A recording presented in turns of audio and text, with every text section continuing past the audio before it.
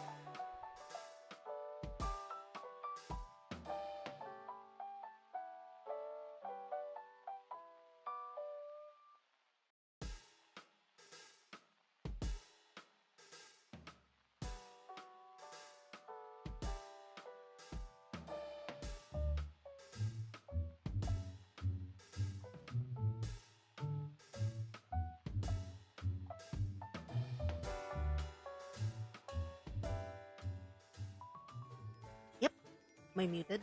I'm no longer muted. Hello, Makindarang Araw, my Magandar Cannibal Mermaid VTuber. It's another game from the Hungry Ghost Festival. It's a bunch of horror and paranormal games from indie developers on sale on Steam right now until September September 13. One of these games is The Butterfly Dreams from all right, let me remember. I'm pretty sure. I just want to. Okay, there we go. An Indonesian based collective, AVQ Productions, may or may not be a reference to the old. Is it? Oh my god, it's old now. The old musical Avenue Q. They said this is a short visual novel. I'm not entirely sure. If we finish this early, I might play other games, other demos from the festival. But for now, The Butterfly Dreams, which is I don't think is horror, but hey, I'm a coward anyway. Part. An Avenue Q. It is Avenue Q. All right. Original story by Raka P. As the lights dimmed, the enormous plasma screen in the middle of the room buzzed alive. It was filled by a jovial face of an old man with a white beard so lush that the upper half of his face looked more like an afterthought to the mesmerizing bush. Welcome, welcome. Please keep enjoying the feast. His voice boomed through the room, halting me from putting down my plate of creamy seafood pasta. Yet I spied from the corner of my eye that others stopped eating regardless. Well, the founder and CEO of the world's greatest and virtually only video game company, Brian Singh, just commanded a primal sense of respect and awe. It is my deepest honor to have you all, esteemed professionals from all walks of life, the best in the world, here in my humble abode. I hope the accommodation and service has been to your liking. Humble here meant a sprawling 120-hectare complex on an island with its own farm, renewable power plant, and runway. We were flown into the mansion, a huge yet classy building complete with the most luxurious fittings money could afford. From the window you could see the vast expanse of the ocean. Even the closet here was bigger and fancier than where I live. First, let me remind you that it's a synthesis's pleasure to work with every one of you in our new ambitious initiative that will surely revolutionize the world itself as we know it. Paused, grinning gleefully, savoring the tension in the room like finely aged wine. I gulped, waiting for him to finally explain what the very secret, very exclusive invitation was about. What we're currently working on here is something that was previously thought to be merely an imagination, or at least in our lifetime. But through the exhaustless research by our immensely talented and dedicated team, I can proudly say, ladies and gentlemen, welcome to the future. The floor of the podium in front of the screen slid open and 3 platforms emerged, resembling white dentist chairs. On each chair laid a set of cables that started from the underside and ended on the headrest. I gasped. I'd seen similar design concepts a couple of times on the internet and at technology exhibitions. But they were just that, fanciful concepts. I can hear the other guests muttering their disbelief and somebody dropping their own glass with a soft clink. Singh gave a hearty laugh, enjoying our expression. The rotund man clapped merrily for what felt like a minute before he regained control and continued on. That is not a rotund man on the drawing, but alright. I see that most of you already know what I'm talking about, and you are right. We have achieved total immersion. Oh, it's in white. It's important. Oh. Okay. Brian Singh's face was demoted one inlet on the bottom right corner as the display changed to show 3D diagrams of the machine that spun around on the screen. Several different parts were highlighted as jargons and buzzwords flashed by. Introducing the Synthesis Fantasia. Well, it's the working name anyway. The marketing team is still discussing it day and night as we speak. A state-of-the-art gaming platform that doesn't just bring you to the game, but into the game. That has been a tagline of gaming companies the world over. But maybe they're finally gonna make it work. Gone are the days of playing pretend with VRs and ARs bound by the previously impregnable barriers of goggles and controllers. Feel the reality is one of my favorite potential taglines. Do you want us to try it? A female voice somewhere behind me asked. Ah, very eager I see, Miss Helena. I'm humbled. Yes and no. All 7 of you are here for the next 180 days, and what I ask of you is this. Let your imagination roam free. Summon up those childhood dreams. Bring back the ideas you've previously deemed impossible. There is quite literally no limit for what the Fantasia can achieve. You probably should set limits. This is about to be a Black Mirror episode, probably. I don't know. Sir, put a limit to your... Limits are good. But you just need to come up with ideas, which I'm sure would be an easy task for the brilliant minds gathered here, as simple or as deep as you'd like, and our team of developers will turn it into a reality. That is indeed why you are here. Each one of you have proven your capability to change the world. Through the arts and science, through words and action, not only by your hard work, but also by peerless creativity. Now you can not only change the world, you can create one. Or why stop there? Create as many as you want. With the development framework we have, it'll only take a couple of days to turn your dreams into reality. Though it doesn't have to be a game per se, it can be any experience or story that you yourself would want to see, hear, feel, and live in. But back to the question. Yes, we'd like you to try it for yourself as well. Your feedback, your insights would be most valuable for our team. Oh god, we're stress testing. We're stress testing this man's game for fucking free. Let's go! Finally, I understand that the time commitment or other details might not be suitable for some of you. If you want to rescind, you'll have to sign a non-disclosure agreement. Well, another one. And pay the cancellation fee. There's a fucking... That's scummy. Just contact any of the staff before midnight. Now, I've blabbered long enough. It will not do well to let the food go cold. I'll keep in touch regularly, but do pardon me if I can't show up on person more often. We're still perfecting Fantasia behind the scenes. Further information will be available from any of our Asint representatives, and just ask them if you need anything else at all. Please enjoy the rest of the evening, and finally, I'm looking forward to experience your world. The lights turned back on. I blinked, and not just to recuperate from the sudden dizzying brightness. It felt like I just woke up from a particularly ridiculous dream. The part below is an optional detour meant to give you a deeper look at the 6 people currently trapped at the utopic facility with me, through the conversations held in the following hours. Reading them might give you some insight to their motivations for the events that will unfold in the next part of the story. Alright, which record would you like to see? How do I save? We have Renata Mazzini, the story writer, Juan Salcedo, the doctor, Helena Wu, the chef, Aaron Montgomery, the banker, Laina Hindoyan Fadul, the programmer, Sean Fornicue, is that the name? Fornicue?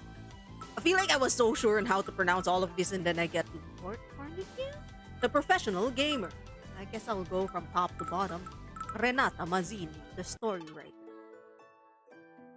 It was a little hut, most charming, tucked in a corner, most idyllic. Wait, my mouse moves up. Oh, hello? Hello, Granny. My, that was certainly a doozy. My poor heart. Are you Miss Mazzini by any chance? The old woman was clad in warm, fuzzy layers of pastel-colored clothing, making her look like a walking hunting cottage. Renata Mazzini. As the world's most popular children's author, her books were pivotal in building a generation that eventually ended the conflict in the Middle East that had lasted for hundreds of years. Damn, I want to be her. Therefore, she won a Nobel Peace Prize.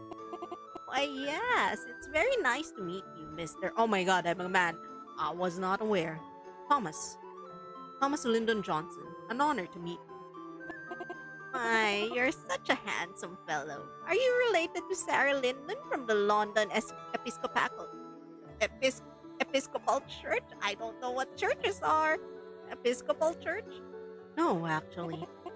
She was a friend of mine, really quite a beauty in her younger days. Though last I heard, her legs gave in and now she has to use a wheelchair. Mind you, wheelchairs these days are practically motorcycles if you ask me. Oh, but where were we? Ah, right. The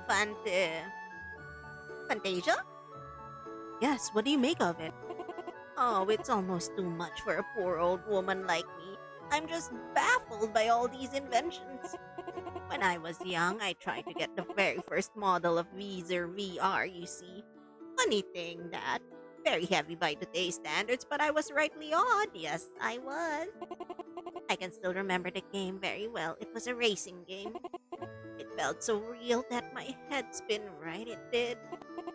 Nowadays, even walking too fast can give me vertigo. I talked to my doctor about it, but she said it's not unusual for my age. Well, not that I walk a lot nowadays. My knees aren't what they used to be. Of course, my nephew told me to wear one of those mobility suits, but even the sight of them gives me quite the fright they do. About the Fantasia. I'm terribly sorry. My mind keeps wandering on its own these days. Yes, it's certainly a wonderful thing. Just imagine what we can do with it. I can be young again. It would be just dear to have some spring in my step.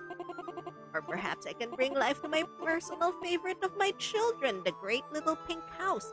The film adaptation was just dear, but it got some details very, very wrong. Poor child. Oh my, I easily get really sentimental these days. Do excuse these old women's tears. What the fuck happened? Okay, which record would you like to see? Juan Salcedo, the doctor. You? A research facility built for one with no expense spared. Hey, Juan, where are you going, Juan? Okay, Juan, where are you going? Juan keeps walking around. Dios mío. So they're really doing it, eh? They are thinking they're so smart. The olive-skinned man with a lab coat over his evening suit looked disgruntled. He was absent-mindedly playing with his wavy black hair, making it an even more amorphous mess. Juan Salcedo, one of the most prominent neuroscientists in the world as well as the richest neurosurgeon, thousands wait in line to have their appointments with him. According to the myth, he was even capable of restoring a dementia patient's brain back to near-perfect state. You don't look so happy. Compadre, of course I'm not happy. Just imagine what this means to us good doctors of the world. Yes? Mapping the human nervous system like that, I guess I should pack my bags and go find a nice storefront to freeze to death. Do you think they can really do it? He gave this query a minute, walking back and forth. Sadly, yes, compadre. I know some colleagues went to a secret project since a couple of years ago. Those nasty burros selling their soul into this madness that will end the world of neuroscience in the second. But there's still hope. Yes? I know for myself that our brain is so complex and so are nerves. Anything can go wrong just by one wrong signal. Started mumbling some complex chemical formulas that I could only assume had something to do with the neurosensory system. Anyway, what do you think about the creating a world thing? At first I wanted no part of it, but perhaps it would be better if I gave this new toy of them a stress test. One walked back and forth, mumbling something that I can't quite catch. Yes, that is for the best. After all, there is no way they'll release this Fantasia toy to the public if there's a major exploit in the system. It's just the responsible thing to do. I don't know what accent comes out when I talk as one. I don't know. Let's go Helena Wu, the chef. It was a kitchen serving dishes most sumptuous all day round. So, what do you think? It's good, but they shouldn't raise the salmon 15 seconds longer. Um. The petite lady with her black hair in a tight bun was holding about a dozen plates in one hand, a feat indicative of her well-tuned fine motor control and determination. Each of the plate was filled with only one serving of menu item from the embarrassingly lavish buffet. Helena Wu. Her reputation came from her otherworldly culinary creations. It is said that eating one of her meals is akin to seeing the face of God. More than a few people seem to have been driven mad after finishing their plate, desperate to go back to the moment they savored the food. Hello, Frankie. Ah. Oh, oh shit, I accidentally panned the camera. What? Ah. Ah. And this... I want to make a visual novel now. No, I meant about the Fantasia. She actually stopped chewing and downed the rest of the food with a glass of water she pulled out of nowhere. Oh, the machine! I wasn't really paying attention. The Vindaloo had too much cardamom, and really the cuts they used were obviously thrown in without any consideration for the right mouthfeel. Much too tender. I'd like to have a word or two with the chef. So I take it you're not interested? No. Wait. I mean, yes. No meaning yes. I'm interested. Perhaps we can taste how certain combinations of ingredients and spices would be like before cooking them for real. It should save me a lot of headache and stomachache. Or can it emulate the taste of long-gone ingredients or critically endangered sources of food? I've always wondered what silphium would taste like.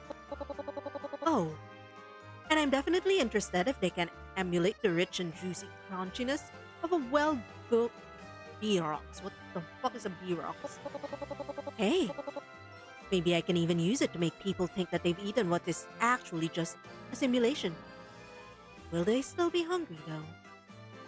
I suppose so. After all, the machine can't actually modify our physiology, just the mind. At least, that's my understanding of it. Ah, but isn't it all in the mind? Even the same dish can taste different if you serve them slightly differently. Cooking is about 50% psychology. I'm looking forward to it, but for now, I still haven't tasted the soup. Do you want to try it together? Ah, thanks, but I think I'll pass. Well, suit yourself. But I can't think on an empty stomach. I held my tongue from saying anything as she left an empty stack of plates. Those were 12 plates. But yeah, we are looking into the characters that we will be entering a 180-day stress test program of a virtual reality, high-tech virtual reality thing with Aaron Montgomery, the banker. A well-kept, if rather boring apartment. Are you alright? You don't look well. A very lanky and pale man in front of me looked shell-shocked. The dark bags under his gray eyes added to the impression that he could fall over and faint at any second. Aaron Montgomery. I didn't know much about him, but from what I gathered, he was the mind behind many economic turnabouts of companies and even nations in the last decade. No, I'm quite alright. It's just that I can't believe I get to be here in the first place, and now they want to use my imagination? The man shivered at the word imagination as if he had uttered a slur most vile. That can't be right. There must be a mistake. What do you mean? It's just I'm practically a nobody. I'm just a banker, if I can even call myself that. Sure, I got lucky once or twice, and now some people look at me like I saved their grandmother from drowning. Not that I'm ungrateful, but I just have so much yet to learn. Well, they say modesty is a virtue. There's really nothing to be modest about. It's something anyone can do. I just happen to be the one stuck doing it. Someone say imagination? Oh no, not the Disney imagination. But Shabadabajushtahan, and hi, Tavi. Oh god, it's back in my head and again. Oh, I accidentally panned. And suddenly, I'm here, surrounded by all these amazing people. Me! My mother was right, I should have taken over the farm. Now that we're here, why not make the best of it? The best of it? The best of it? When I turn in my game idea, people might just die of boredom. I'm not an artist. I only know numbers and regulations and how to properly and efficiently file end of fiscal year audit forms. It's going to be embarrassing for everyone involved. So you're going to bail? No, the cancellation fee is far too outrageous. I'll stay here and wait it out. I'm not going to submit anything. What about you, Sir Thomas? Just call me Tom. That's my name. I'm Tom now. I know, I don't have anything in mind just yet. It's just so much to take in, you know? Was hoping to get some ideas from talking to you and the others. Oh, I'm terribly sorry. I couldn't be of any help. I won't get in your way now. I'm truly sorry. Before I could stop him, the blushing Aaron quickly went on his way. He was surprisingly agile for his wiry frame. What do you mean he's skinny? That means he's built for stealth and dex. Okay, probably not, but still. Alright, so we are down to 4 out of the 6 companions that are joining us to stress testing this virtual reality program. Lina Indoyan Fadul, the programmer. That is a child. That's a child. A child.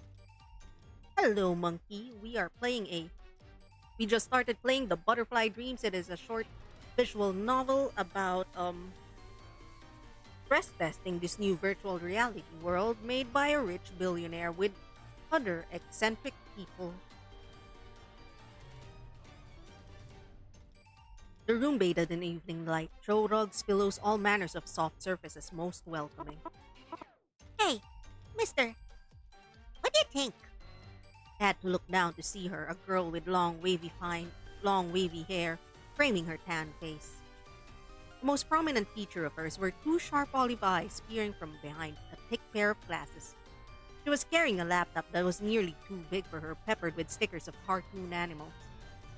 Lina Hindoyan Fadul, a prodigy in the art of programming. Both Mycroft and Gobble were bidding daily to have her join them, or at least to prevent the other company from claiming her. Me?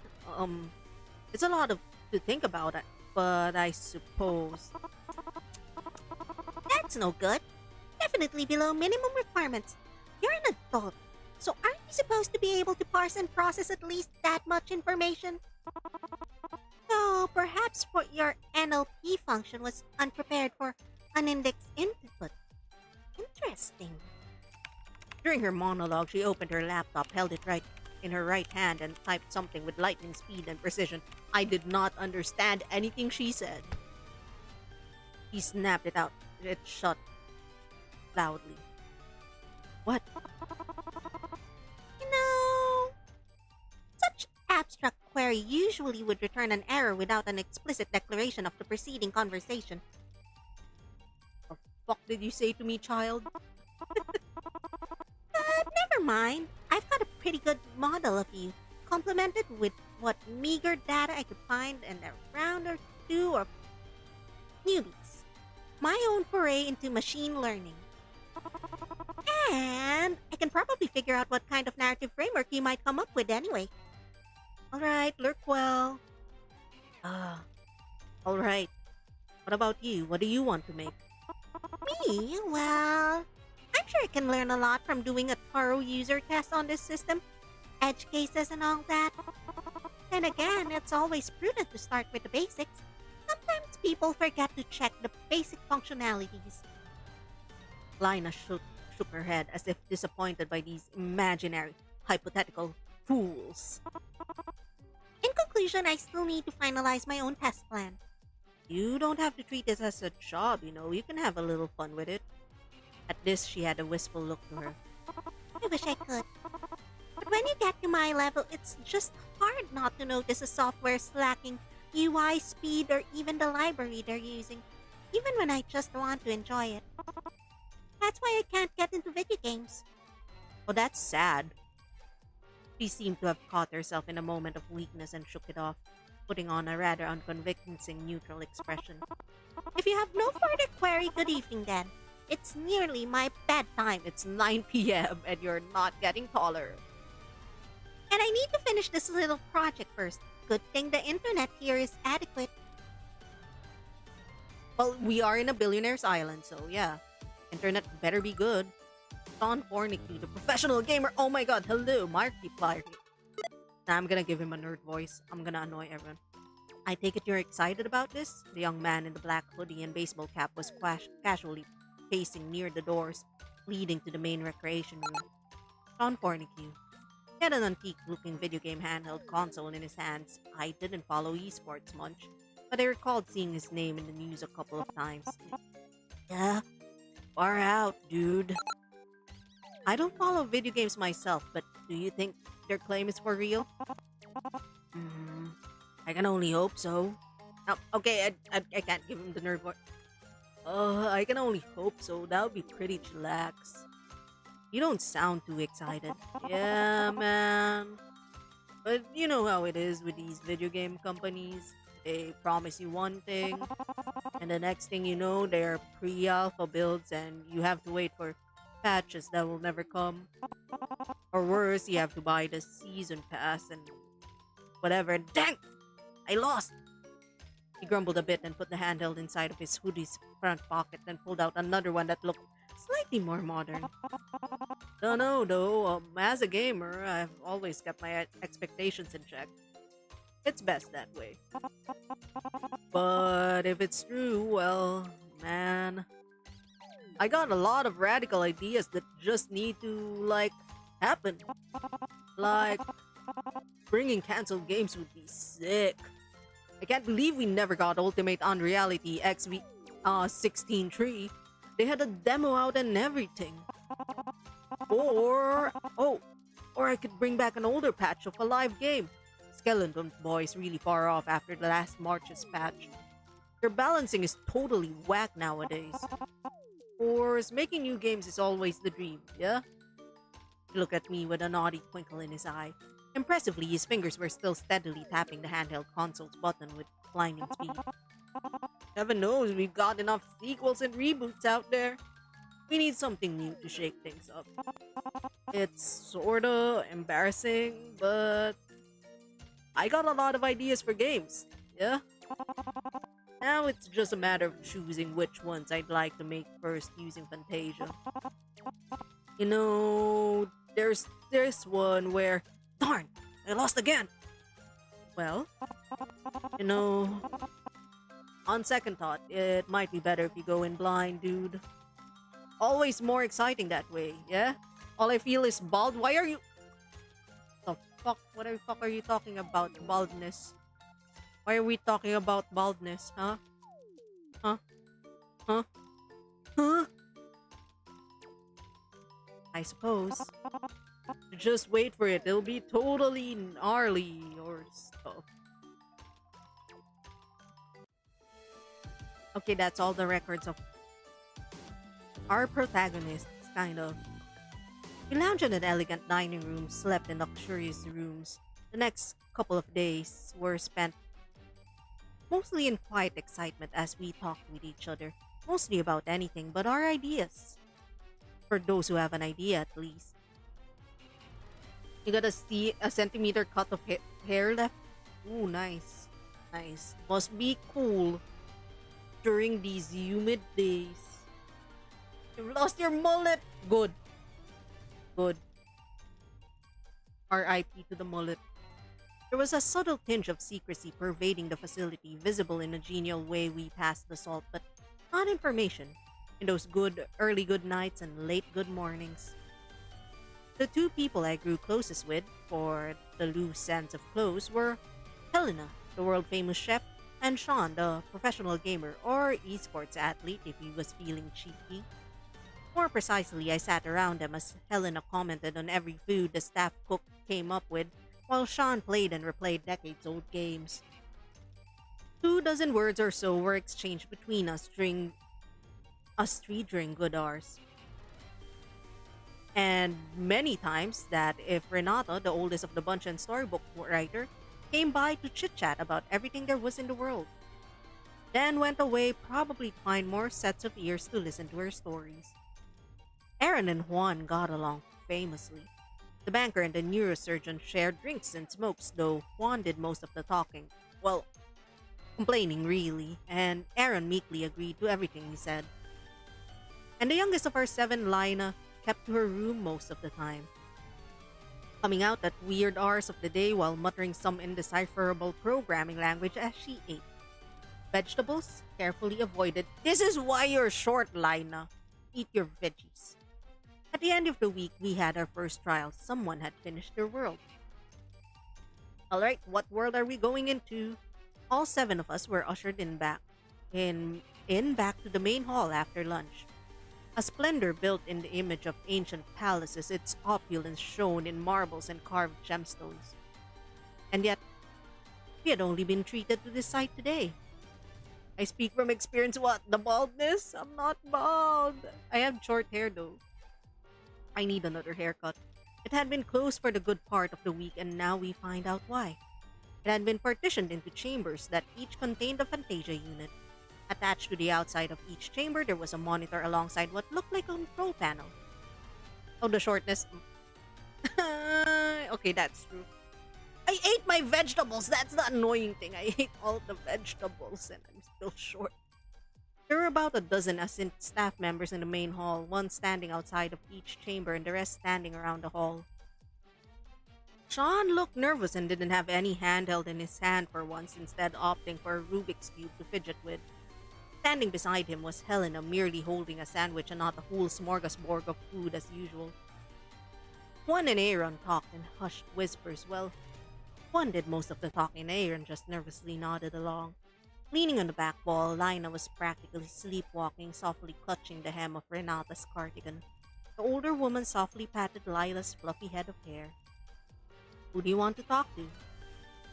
Okay, previously I tried this game out. I talked to Juan and Aaron. We can talk to Sean and Helena, the gamer and the cook.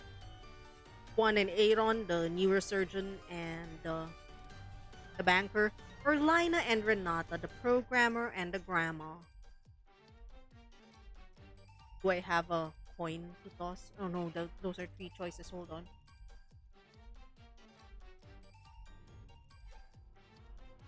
Their dice roller.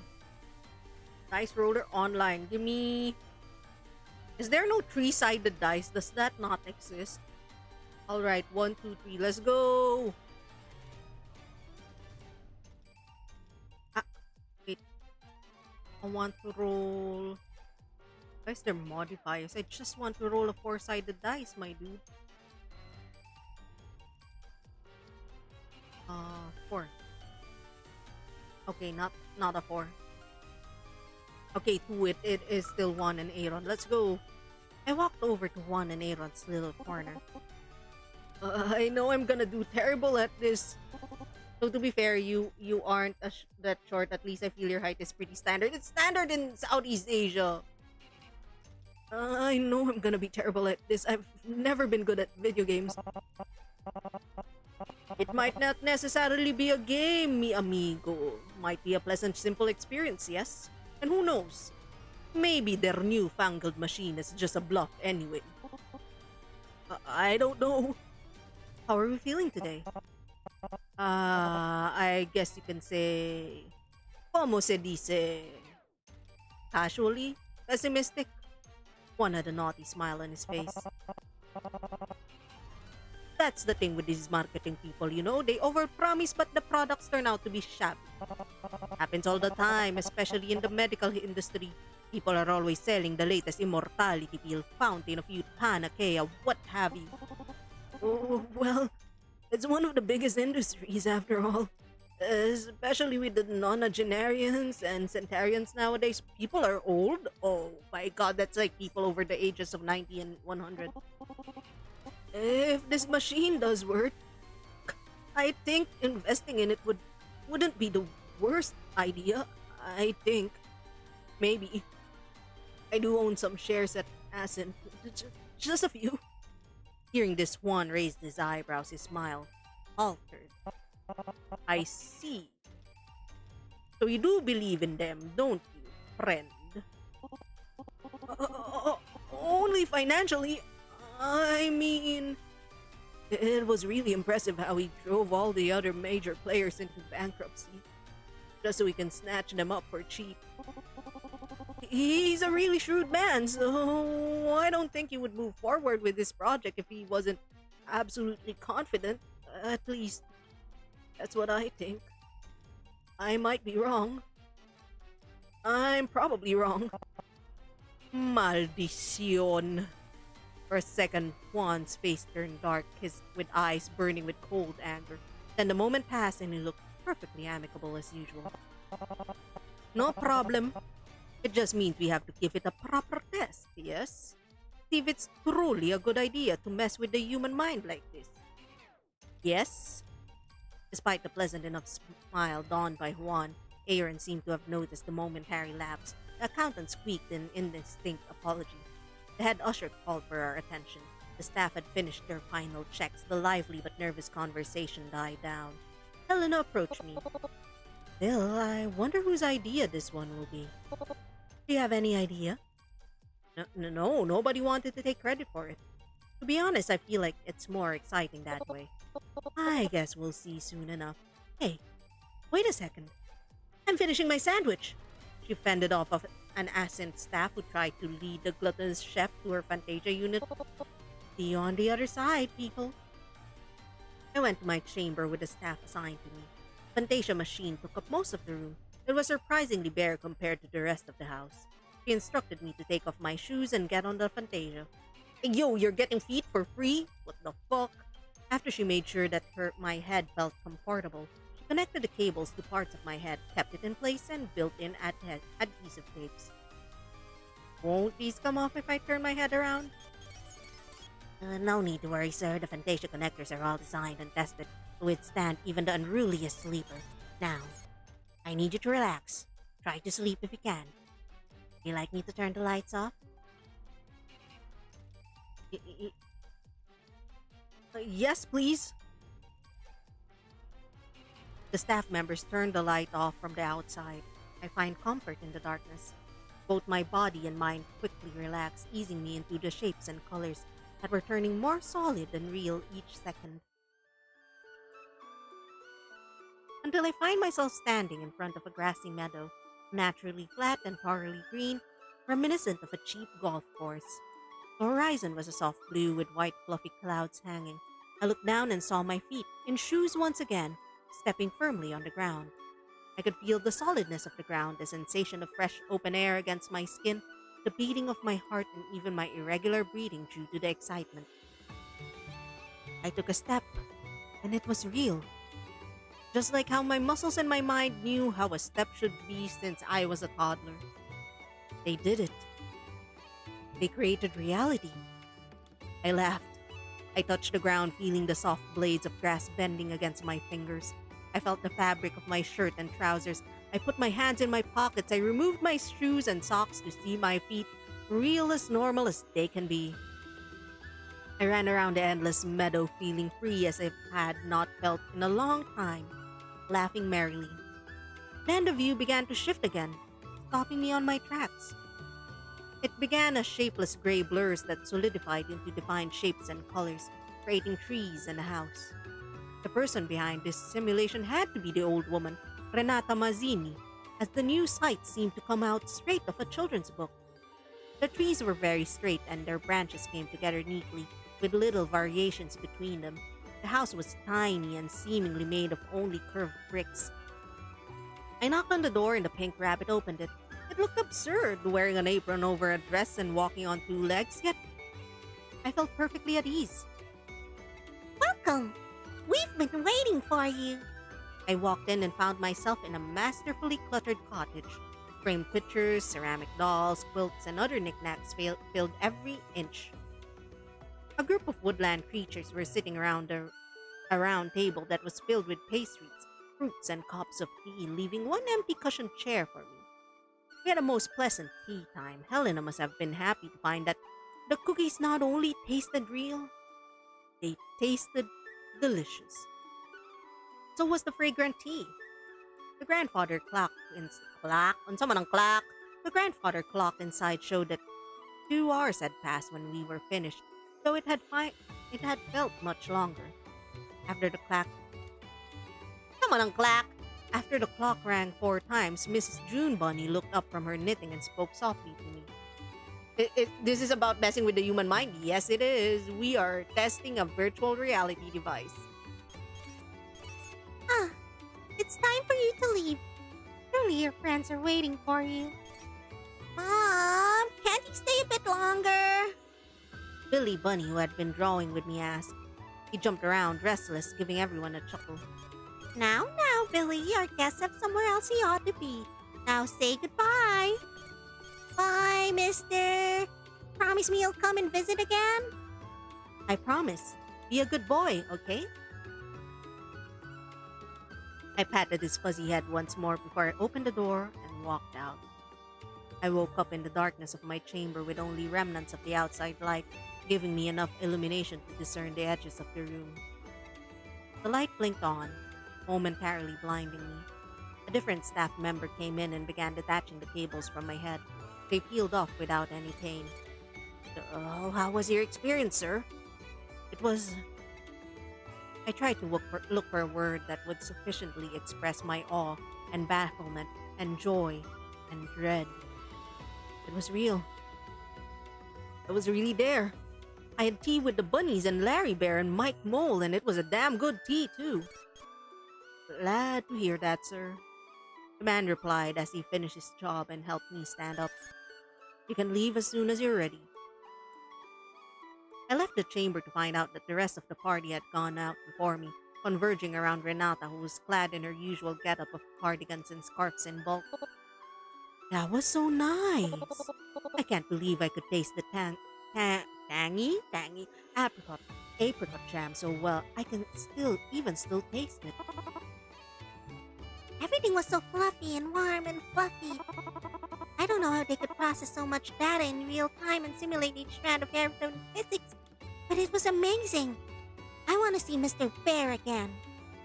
Lina chimed in, who surprisingly having perked up and looking more cheerful than ever. As I made my way towards a small crowd, I noticed one walking away from them, mirroring me.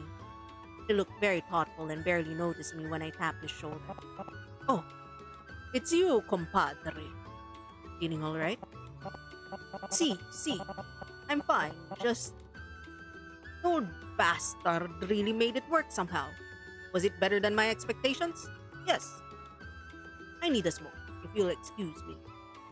I joined the group and shook Renata's hand. She was beaming, surrounded by everyone's praises and adoration. Oh my! I'm so glad you dearies enjoyed it. I wanted to start simple. I'm not really familiar with the current technology, this silly old woman. Do excuse the simplistic setting. I considered making the whole green hilltop woodlands, but I thought to myself, why not start with the best little bunny house, because I do remember it the most, being one of my earliest works. And oh, the illustration was quite wonderful as well, which I asked them to translate into the simulation, and they did the most wonderful job. It was quite surprising to see you went in first. Miss Mazzini likes her surprises. Yes, I do. But I hope you enjoyed it. I sure did. It was living a childhood I never had. Renata nodded and happily continued talking until one by one, everyone retired to their rooms, leaving only her and Lina, who had fallen asleep on her lap with her arms tightly wrapped around her laptop. After our first foray into Fantasia's reality, we grew our confidence both in Fantasia and in ourselves. Everybody began to build up on their ideas, their fantasies. Their eyes were glimmering with renewed vigor. Along the way, certain things took root and became budding tradition. The way we kept our ideas secret and how everyone gathered to attend every single Fantasia experience. Even one was perpetually fretting about how Fantasia might put him and other neuroscientists out of a job. Didn't miss any. One evening, he came to me as I was sipping on a cup of after-meal coffee. It was a popular reading nook, especially cozy, so I didn't think much of him at first. There has to be a limit to this toy. Yes? What do you call it? A bug. A glitch. A mishap. After all, it is still a toy. Are you not interested in testing the limits of this little contraption, compadre? What do you mean? Just try to put pressure on it. Just like how a human brain can process an overload of information, this thing's got its breaking point too. It must. His eyes blinked too many times and he had a manic grin that betrayed the calm air he desperately tried to put on. Why me? But it is simple. I believe that I know. He stopped mid-sentence. It was so abrupt that I thought he had caught someone lurking behind me, but I turned around and there was nobody there. When he talked again, he sounded much calmer. You seem like the curious type, compadre. Curious. And smart. This is horror after all? Is it horror? Maybe. I wonder if they have personality that would be... It would be constructs created from your own memory, hence why it's so real, using the mechanisms of dream and remembering together to make this virtual reality. If so, then it would be interesting to think of the implications of the personalities behind the characters in the VR, since technically they are constructs of your experience if you grow too attached to your developed voices. I am very worried about the grandma that's starting to have dementia, that's true. So, what do you say? Guys, should we fuck around with the machine? I want to fuck around with the machine. You're fucking around with the machine. I think you see what my original answer was. I'll consider it. Let's fuck around with the machine. I am interested in learning more about this system. And learning about the system does include testing its limits, but I can't promise anything. Wouldn't want to get into trouble. One nodded in understanding. Very well. I can't ask for much more. No? I'll do what you can. You do you. Sometimes that's all we can do.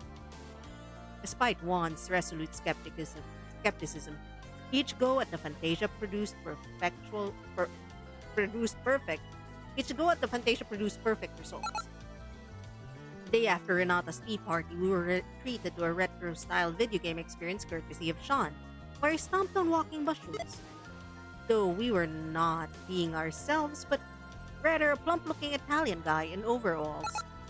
It was very awkward and trippy not being in my own body, to the point I got myself killed a few times by stupid-looking monsters or unnaturally placed spikes and pits. But thankfully, I only felt a sharp jolt for a second and then I was ready to slay a whole kingdom's ecosystem once more. It's Super Mario. Legally distinct Super Mario. After the game was over, we found ourselves back in the main hall. How was it? Usually relaxed Sean looked nervous. It's pretty fun. I haven't played games in ages, so it was a nice change of pace. It made my heart race. Walking and jumping around were quite thrilling, yes. But I wish we could have made friends with the critters instead. I didn't have the heart to hurt the poor things. Yeah, that's just what like a game is like, so yeah. Thank you for the hydrate redeems you up and stretch. Pull up.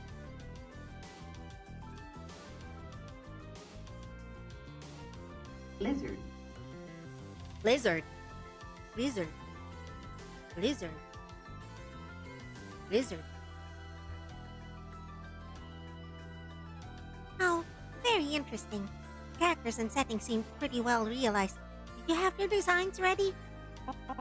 No, they're actually from this old dead franchise way before my time. I'm talking like hundreds of years ago. They're in public domain now. When will Super Mario be in public domain? How futuristic is this game? So I thought might as well use the available assets and just focus on gameplay, you know? Yes, that is a resource-effective approach. I tried eating the mushrooms, but they didn't taste like anything. Dude, you what?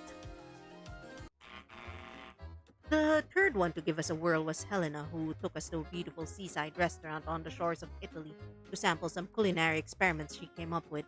Helena's lunch proved to us that the Fantasia had the ability to be interconnected to play multiplayer, as Sean put it, as we could see each other during the simulation. These, braised mussels with cacao hazelnut reduction taste weird. Your palate is just unsophisticated. Although I admit it could have used a few more minutes on the stove. This is really useful for experiments. No more food waste. I'll install one in my kitchen when I get back. This might be a good way to save on entertainment budget in the long run. The prices at those fancy restaurants are just upsetting. Sorry for losing my temper. But see, compadre. No matter how much we wine and dine at this fine establishment, it's all no more than an illusion. Yes? Our bellies might feel full right now, but they are still empty in the real world. It's a shiny new toy, I give you that, but it's practically got no real application. Speak for yourself. I find it very useful already. Why the fuck is he going down like that? The tense silence was thankfully broken by Renata, who had surprisingly enjoyed the dinner and complimented Helena generously. Now, nothing better than some mints to finish a meal. Here, have some. Oh, right, I left them in the real world. Next came Aarons, who took the form of an obscure and progressively harder series of puzzle games based on arithmetic principles. He apologized profusely to everyone after we finished with his brain-melting puzzles. Renata only finished the tutorial question before getting tired. Helena and Juan did about 5 each. Aaron correctly answered 30 more, and Lina solved nearly 50. When she exited her Fantasia unit, only Aaron and I were left in the hall. What did Sean do? Sean was not... Wait. Where is read history? Sean was not there. It's Aaron, right? Sean did not do this Fantasia. Huh. Is this relevant? Is this... 48! That's amazing. Welcome back. Oh, you're still here? Of course, I wouldn't dare leave before my work is done. And I was just finished myself. I wanted to see how much longer you could go on. That means you must have finished a decent number of them yourself. Not bad. Are you good with numbers? I shrugged. Numbers are fine, but I find dealing with people much interesting. Well, that makes one of us. And Mr. Montgomery? I really enjoyed that. Thank you. Oh, of course. Sorry if it was too obtuse. Or too easy. I mean, thanks for trying. Gladly. It gave me some ideas I'd like to try for my project. Suddenly, Juan entered the room accompanied by a staff member. Oh, you're done? Muy bien. I see that Aaron here didn't try to the limits of this toy, no? Just some math puzzles, yes? Really sorry, I didn't mean to, but I wanted to... I got an idea and... Even though you kept agreeing to my plan, no? Lizard. What's with the change of heart? Did something happen? Lizard. Hi, Azure. Why are you licking the screen like that? Or someone? One looked at Lina with suspicion. You just love this kind of technology, don't you, Chica? You don't want anyone messing with it before you get your turn, is that it? Lina was unflinching, still rhythmically tapping on her laptop's keyboard, eyes peering from behind the monitor. You're tasting... Okay, but that's fine. You know what? Where you could taste things? In this VR, in this game that we're playing. It's called The Butterfly Dreams. It is supposedly a short visual novel where 6 people are sent to stress test a new virtual reality game. Wait, 7, I count. The protagonist counts. We have a banker, this neuroscientist, this programmer, a children's book author, a chef, and a gamer. And also whatever the fuck the protagonist is. A dude named Tom. I did not influence Mr. Montgomery, if that's what you're insinuating. I think he did a great job with his math puzzles. And I don't think you have the right to say anything, considering you quit the program so early. Plus, I've work with some of the best QA engineers in the world. I'm sure whatever test you're devising would be far from adequate. Now, if you'll excuse me, I'm gonna go take a nappy. She walked out of the room, leaving the speechless Swan behind. She thinks she's very clever. Whatever, I'm almost done with my program. She'll see if it's far from adequate. Right, we're about to suffer, I guess. After a few days after, we were once again summoned to the main hall. She is very clever, though she is a very smart child. As we arrived, I immediately looked at Juan, trying to gauge if he was planning to do anything. But he looked calm and collected as usual, an easy smile on his face. He winked at me playfully as he caught my gaze. Please go in, sir. The staff member hooked me up to the Fantasia unit. As we had more of these sessions, their movements became more trained as well, as the familiar feeling of sleepiness overtook me. I couldn't help but feel apprehensive about what's about to come. And what greeted me was music, ambitious spirit running against the grain. A loud blaring noise. Blinding lights that blinked and changed colors in dizzying speeds. Ocean floors. Outer space. Nearly catastrophic car chases. Extreme heat. Extreme cold. On one second, I felt desperate hunger like I had been starving for years. The next second, I felt so full I wanted to throw up. I was all alone. Then I could see a figure appearing before me. It did not look well. Dude, not cool. He disappeared. I want out. She disappeared. I felt a second pass by. Then what felt like a year. The doctor made good of his promise to test the limits of Fantasia, but also that of the human experience. I shook up violently in my sleep and launched myself half awake, drenched in sweat. That bastard! I love one. The staff member assigned to me apologized profusely and gave me an injection that quickly brought my heart rate down to near normal. Still shaken, I wanted to put a bullet between Juan's eyes for what he had put me through. But when I was cleared to go, he had already been detained. Apparently, he had meddled with the planned program at the last second, going behind the staff responsible for security measures. Thankfully, he opted to reuse Renata's woodland tale for Lina and Renata herself, sparing them from the horrors. Still, the rest of us cursed his name and for that, and Aaron swore to help us sue Juan and Ascent if we wanted to. It took more than a week for us to fully recuperate. We had therapy sessions every day. Fuck yeah, Juan, you're the best. I'm sorry. It didn't help much. Then it was down to me and Lina.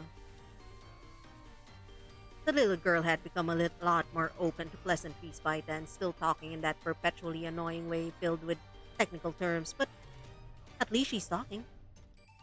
She seemed particularly fond of Renata, who returned the affection 20 times over. What, Larry, what? It was a common sight to see them lounging in many of the facility's comfy rooms, Renata working on a new story using paper and pencil, while Lina typed furiously opposite her. Or when the moon had perched herself in the night sky and Lina would rest on Renata's lap. I didn't tell it to anyone, but there was something about her that made me feel uneasy. She seemed to be always watching me when I wasn't looking at her. Once or twice I caught her eyes before she quickly closed them and looked somewhere else. Perhaps it was an unspoken sense of rivalry for being the final two people to turn in their ideas. The other 5 had subtly or had directly shared with us their anticipation. Then the day came. I was in the billiard room with Sean and Aaron when the speaker blared on. The next Fantasia trial session will commence in 15 minutes. All guests, please proceed to the main hall. I can't wait to see what he cooked up, man. Sean put down the cue. His gaming skills apparently manifested in more traditional venues as well. I raised an eyebrow. Well, perhaps it's her. I never said it was me. I think it's Lina. She was up early today. She had a mischievous look on her face. At least I think so. Huh. We'll see soon anyway. If anything, couldn't be worse than what one did. Nah, one was the best. What the fuck do you mean? We arrived at the room to see that two chambers were already filled in. The three of us parted ways into our own units, sharing eager smiles. The helper set up the connecting cables in a minute. I dozed off in the engulfing darkness. And I woke right back up in my chamber. Wonder what had happened. Did something go wrong? I waited for what felt like 30 seconds, then 1 minute the light didn't switch back on, nor did the helper come in. Hello? Anyone there? I spoke to the monitoring camera in the corner of the room, but nobody came. Ah, shit! Let's go! Here we go! Are we still in reality or are we in fiction land? I removed the cables by myself. My heart began pounding with unnerving cacophony. I opened the door. There was nobody. Not even any of the white uniformed staff member. I peeked in the other chambers and found only unattended Fantasia units. The nauseating feeling inside my chest grew larger. I opened the door to the hallway frantically, a manic fervor presiding over me. The empty hallway greeted me with a deafening silence. It was as if the mansion was drained of its colors. And the air felt wrong. Felt heavy. Suffocating. Hello? Brian? Helena? Sean? Lina? I cried out to the empty hallway, the vast emptiness carrying my lonesome voice until it died as a whisper. Would this be a prank? Sort of test? Or had a terrible catastrophe happened and everyone had evacuated, somehow leaving me behind? The limits of human experience, so replicating as much as you can from memory. Let's go! Or could it be? No. My rational side hastily tried to reason with my emotions. Baseless speculations would not help my situation. It was fine. Even if I were somehow trapped here, I could probably come up with a plan to escape this damned island. I've survived worse before. Another few breaths and I could feel my heartbeat calming down to a more manageable level. Running around the mansion would just sap the strength out of me. I should try and go about it methodically. Perhaps I had missed something, or someone, in my panic. I was not in immediate danger. I should see if I could find someone, or, failing that, a way to get off the island.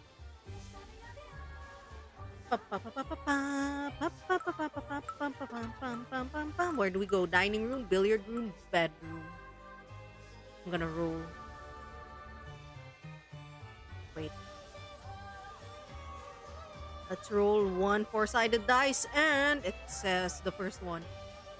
Look into the dining room.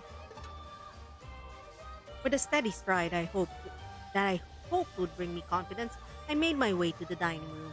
I half expected Helena to be there as she tended to pass her time in or around the dining room, barking specific instructions on how to improve the food.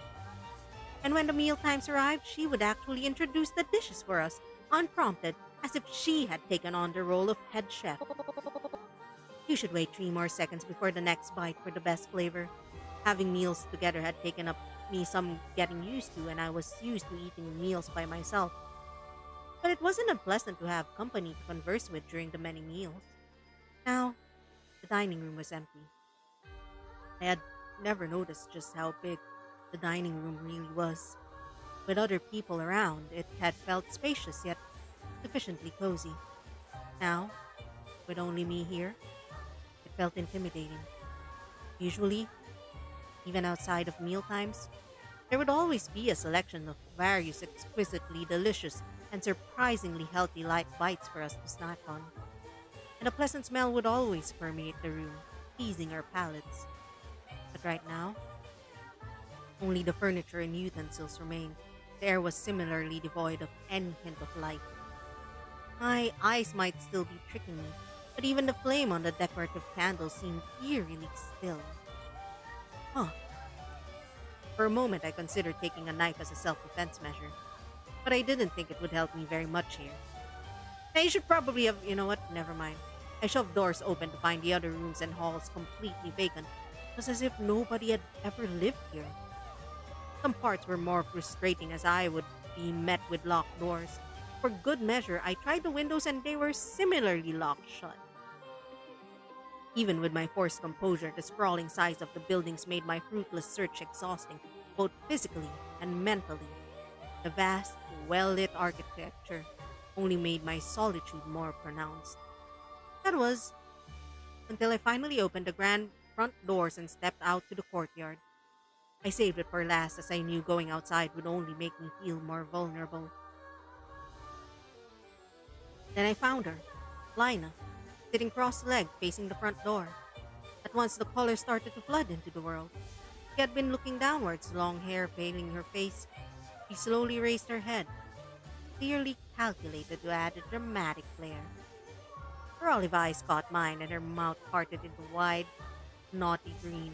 Could make a character how since this VR can make a character, how much do you want to bet? Everyone's a simulation all along. Let's go. You. What are you playing at? I spat out the words. Well, I calculate that this threat will return the optimal outcome. It might not be too pleasant for you, but I hope you'll understand. Her fingers danced swiftly on her laptop's keyboard, ending in a loud tap on what I assume was the enter button. Sight of the courtyard melted before my eyes as another reality poured in to fill the void. A luxurious mansion by the seaside formed around the two of us, the sky painted red by the breathtaking sunset. The cool breeze brought with it the distinct cries of seagulls. It's not so bad, really. Newbies told me you are predisposed to uncomfortable life. I modeled this from several samples of European vacation villas and celebrity mansions. There's a really nice infinity pool on the other side, too. What are you talking about? She stood up and leaned over the marble railing that bordered the cliff, hundreds of feet above the sea. Her black hair swayed gently from the wind. If you find it too lonely, I can even give you access to some basic functions. Generate a companion or two. Eternity might become unbearable by yourself. When she finished her sentence, a pink rabbit appeared next to me. Miss Junebody held my hands in her soft paws. You're a furry now. Congrats, this is your wife. I swatted them away and she dissolved into pink pixels that blended into the background. The pink pixels are like... it's doing a text effect. Or maybe you prefer the friends you made here. Next, Sean and Helena appeared out of thin air. Let's just chill out, dude. Eternity ain't so bad. I still have more recipes I'd like to try. Come on, there's no time to waste. Technically speaking, we have all the time to waste, dude. Just stop it. They too disappeared. I see. This is simulation. Very clever. How do you do it? Security exploits, duh! As long as you have... Oh, this line is also blinking. As long as you have access to the system, it's just basic procedure to find holes in it. The more access you give to the user, the more vulnerable, Also blinking. you make yourself to be. And with limitless Also blinking. authority and immersion like this, See? You should have given this program limits. Fucking Brian Singh doing a Jurassic Park on us. She grew brilliant white wings and soared a mere few feet. Just enough to look down on me. it's only a matter of time until a sufficiently sophisticated user hacks their way in. Very well. I should have known that for you this was probably just like a game. Appropriately enough. To you. But why? Why me? The split second of hesitation that cropped up in her wasn't lost on me. It's because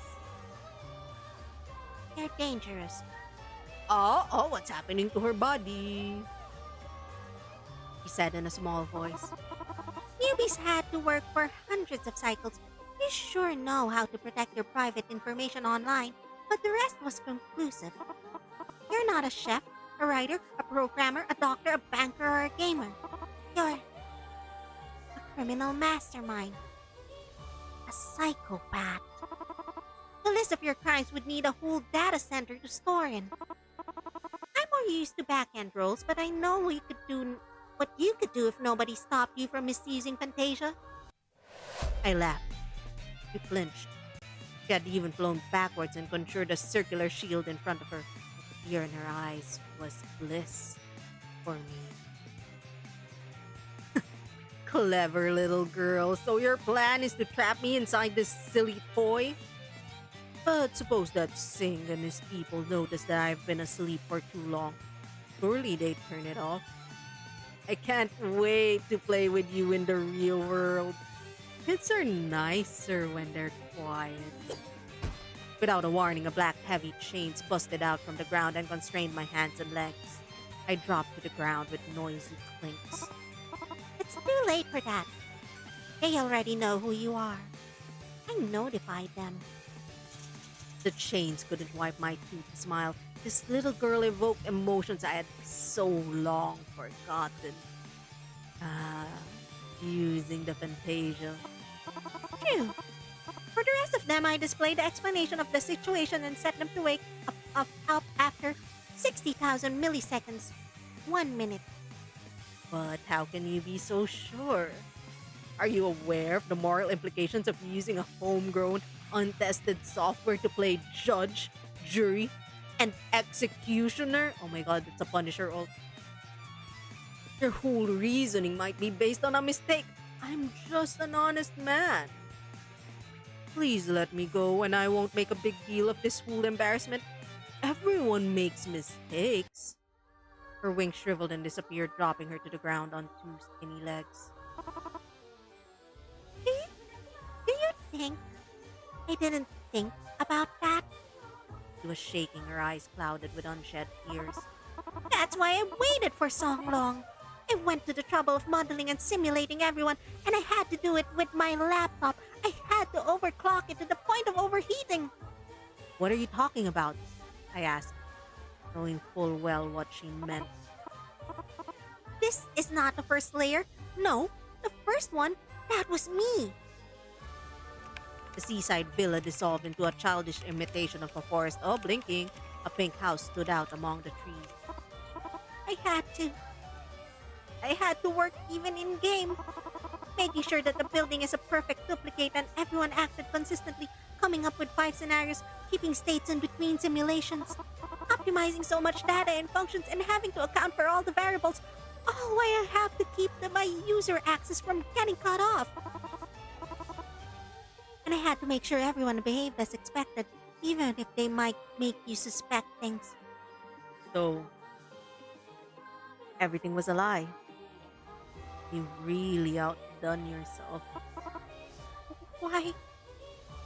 How are you so calm? Her bafflement made me sneer again. Oh. Should I panic? Oh no! You've bested me. And I would have gotten away with it too if it wasn't for you meddling kid and your stupid laptop too. I used my best whiny voice, savoring each syllable. I did not do that. Let me try again. And I would have gotten away with it too if it weren't for you meddling kid and your stupid laptop too. Okay, there we go. That's... Don't mock me.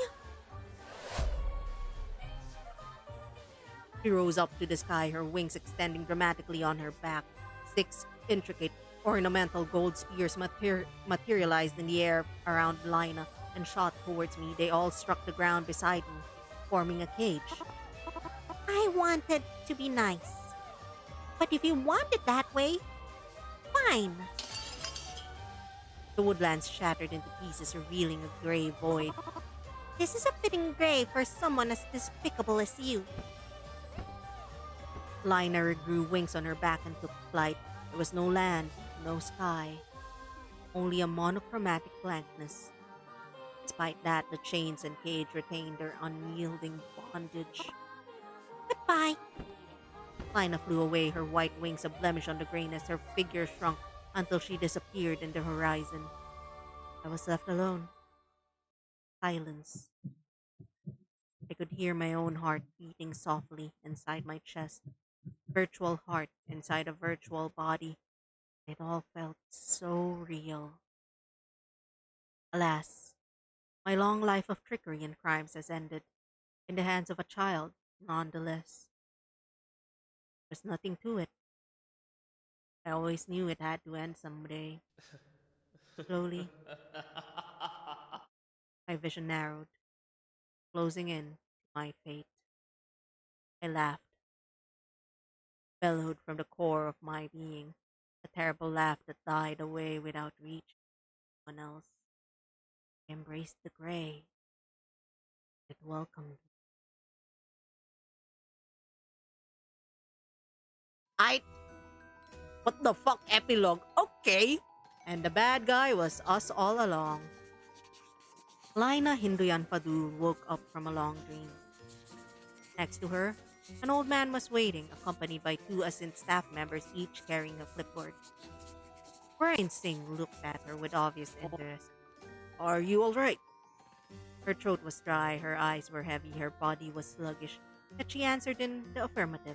A glass of water was brought to her as she gulped it down greedily. Please leave us alone. Command resulted in the old man and the little girl alone in the white room. He was perched on a foldable chair while she was sat propped up by a stack of pillows. A hint of solemnity pervaded the chamber, nearly tangible. First things first. I don't appreciate you taking the responsibility into your own hands. It made you a vigilante. I know perfectly well how intelligent you are, but in some matters, you should consult an adult. No. Make it that you should consult anyone. Lina nodded, but she avoided Brian's eyes, told him that the girl was not the least bit regretful of her actions. He, in turn, was torn between a sigh and a chuckle. The follies of youth were not a foe unbeknownst to him. It was, in hindsight, what brought him his foolhardiness and knack for innovation. Nevertheless, I am still in awe by how you so effortlessly tricked him. You kept him from noticing that his world was a fabrication the whole time. You made a fool of someone so cunning. Bravo, young lady. The praise got a smile out of her. She was not a believer of false modesty after all. Thank you. Just then a question popped up in her mind. And who was she to waste a good question? What's your plan for Fantasia then? I believed, and I still do, that Fantasia holds endless possibilities. It can bring joy, knowledge, fulfillment. Perhaps, if you'd excuse me for saying it myself, even the next step of human evolution. Aina looked at him. Even though reading human behavior was not a gift she possessed, he could see the carefully reined insanity behind the man's eyes, swirling quietly like quicksand. Yet, it did not frighten her, for she was much too familiar with that look, one she saw every time she looked at the mirror. But now that you demonstrated just how a crafty user might misappropriate Fantasia, I'm thinking the world is not quite ready for it. Fantasia should remain just that, a fantasy, until someone unlocks Fantasia and unlocks that horror man. Cool. She looks down, her fingers fidgeting with themselves in the empty air. How she missed her laptop already. When she was with her laptop, she could easily escape awkward conversations. Nothing was as awkward as stopping an old man's years of research and billions in funding it must have cost him. Oh, it's alright. Really. It is. It was an... Buddy, it's flickering. It was a nice, long dream. Sometimes the journey is better than the destination. Discovering something new or having an unexpected breakthrough has pushed me through these late years of my life. I still feel like I'm dreaming. You are! The text is flickering. But now it's time to wake up and look for the next adventure. His eyes gleamed. Lina thought she could see the feral boy inside the old man grinning at her. Good luck, Mr. Singh. Please, call me Brian. I hope you'll grant me the pleasure of joining me again soon once I've figured my next expertise. Whatever form it might take. Fucking just kill all the billionaires they create all of this weird bullshit. I promise, Mr. Singh. Brian.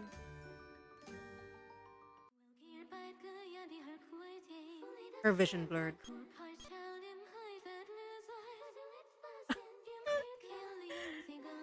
It goes on, it goes on. Miss Padul, we're here to inquire about the man you've neutralized. It's both for our internal documentation and the police report. Okay. First, you said you found evidence that he was a criminal. What were her crimes? Well, his crimes were. Lina stopped mid-sentence, nearly choking on her tongue. What were his crimes? She remembered well how revolting it was to learn about his crimes from her search in the deep web. But what were they? Exactly. Holy shit, I have goosebumps. What the fuck, this game? Everything shook. Even the menu shaking. What the hell? Yes? Lina searched inside her brain, find it uncharacteristically blank. No keyword. No thread. I'm sorry. It seems that I've forgotten. Very well, we'll look into them. Can you tell us his name? Yes, his name was. The world was beginning to disintegrate. It was Tom, by the way, Thomas Lloyd something. Once again, her internal query produced nothing. Dread took over her. She would recall all the time she interacted with him within every layer. But did he ever give his name? Oh, not to Lina. Oh, he did not give his name to Lina. He gave his name to Renata and I believe Juan or Aaron. No? Then could you at least tell us what he looked like? Lina didn't bother to open her mouth before trying to come up with an image of the man. Was he tall or was he short? Was he fair-skinned or dark? What was his hair color? Eye color? He was nowhere to be found. Could only describe him as a man. A blank face floating inside her memories. Ah, and we thought you were such a clever little girl. Something was not right. The staff members laughed, mocking her. Lina watched as their facial features sunk into their faces, leaving emptiness behind, heads shaking with laughter. Final question. Colors and shapes swayed. Oh, Lina! How long have you been dreaming? Her mind shuddered. She saw herself scattered into tiny pieces. Lina screamed inside the 100th layer of simulation. The end. Yippee! The simulation was ours all along. Since she trapped someone in the simulation, who can say when she trapped someone in there, what extent is the scope of the command? Child, I wonder what are your memories? Bad ones. Let me check. Apparently this game has. And that was The Butterfly Dreams, a short visual novel from Avenue Q Productions. Let me check like the numbers of endings. I believe there's only one. Right? Okay, 45. One ending, one unlockable post-epilogue. I think we got the post-epilogue, right? Did we? Let me check the team achievements. We got 4. We have 1 lock. The butterfly screams. There's a long. Oh, let's try to get load. Okay, continue. Okay, we're gonna skip. We're gonna go all in on all of the Lina interactions. Not getting enough sleep? Bad timing, big job. The erudite girl didn't even open her eyes, still clinging softly to Renata with one hand, who was more than happy to coddle her. Despite being half awake, Lina still had her laptop open, typing slower than her usual blinding speed, yet just as steadily. Poor dear. Apparently she received an order for a big project a few days ago. Something about an ERP system or something? Of course, I wouldn't know the first thing about that. ERP needs to run on all the different devices, crazy interdependencies, non-existent documentation. Right. I tried reading a few of my dear children to her as bedtime stories, but little Lina just stayed up all night. Renata let out a soft thud of disapproval, although it was obvious that she wouldn't say anything harsher than that. So you're not making anything with the Fantasia yet? Maybe later, after the job is done. As for me, well, I'm not sure if I'd like to go first. What's with it being such a mind-boggling piece of technology and all? Although it does rouse the imagination, yes? I want to see what you come up with. It must be all nice and fluffy. Alright. Okay.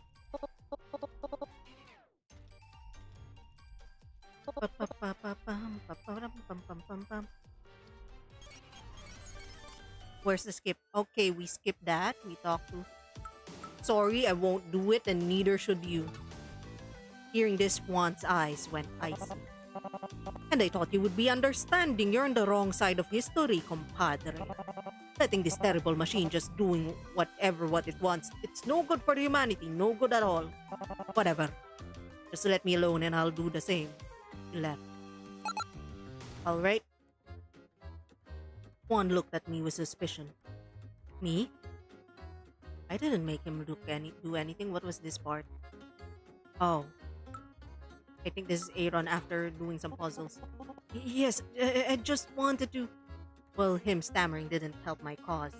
Look, you've got things you want to try with Fantasia, and Aaron's got his too. I didn't make him do anything, but even if I did... I walked closer to Juan. I could see each strand of hair on his chin. I guess my words are just more convincing. Juan took a step back. He opened his mouth as if he was about to say something. Then he closed it and stomped out of the room without making another sound. After feeling my sudden burst of rage died down just as quickly, just then I noticed Aaron and Lina looking at me. Thank you? No problem. Didn't mean to lose my temper like that. Alright. Skip text. Juan goes cray-cray. Okay, I'm guessing bedrooms, because bedroom is where Lina usually hangs out. I knocked the doors to everyone's bedrooms. Nobody answered. I tried to open the doors, but they wouldn't budge. That was not unexpected. Each of our rooms were fitted with the latest technology and security. But Renata liked to keep her door open, as she always ready to play host. She seemed to always have a pot of steaming tea and a small plate of cookies ready for visitors. Do come in. I was just rereading one of my children. Even if the spare rooms were locked, and to my display, even my room wasn't spared. Defeated, I looked out of the window. Verdant trees and blue skies were picturesque as usual. It was hard to gauge the exact time based on the light of day, but it was still bright outside. I blinked. There was something off about the view. What was it? The wind. Right.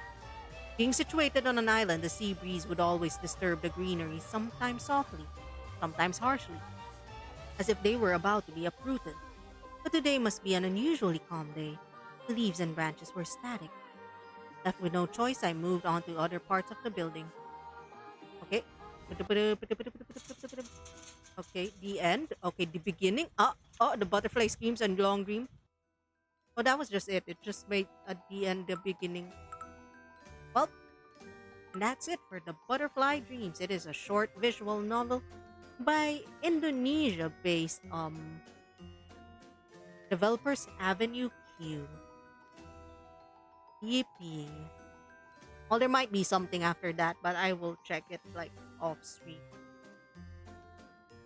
Man, that was an hour and 30 minutes of reminding Maggie of the time when people won't stop talking about, what was that show again? Oh my god. It was popular around the same time as Avenue Q. Inception. Fucking Inception. You only get a butterfly. I'm the butterfly. Alright, so we have a few demos that we can play. We have Grim Trials. We have Fumitante Old School Slaughter. We have Lover's Enigma. We have Midwest 90. Maybe I'll play Midwest 90 or The Way of the Tray. For Midwest 90. Let's play Midwest 90. Midwest 90 is... It's currently a playtest right now. It's an alpha build. It's made by Okay, well, let me just remember. I believe Midwest 90 is. Midwest 90 is made by. Pum, pum, pum, pum, pum, pum, pum. Rapid City is made by Hidden Chest Studios. Hidden Chest Studios is. Pum, para, pum, pum. Damn. Hidden Chest Studios.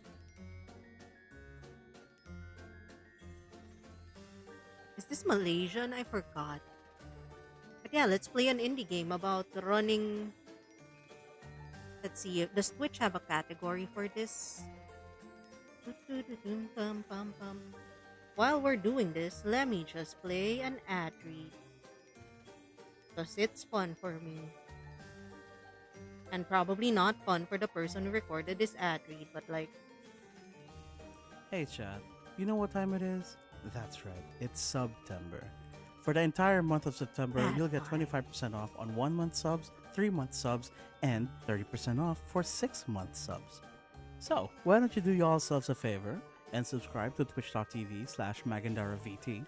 You'll be able to skip ads and support her. We can change names. That's twitch.tv/MagandaravT.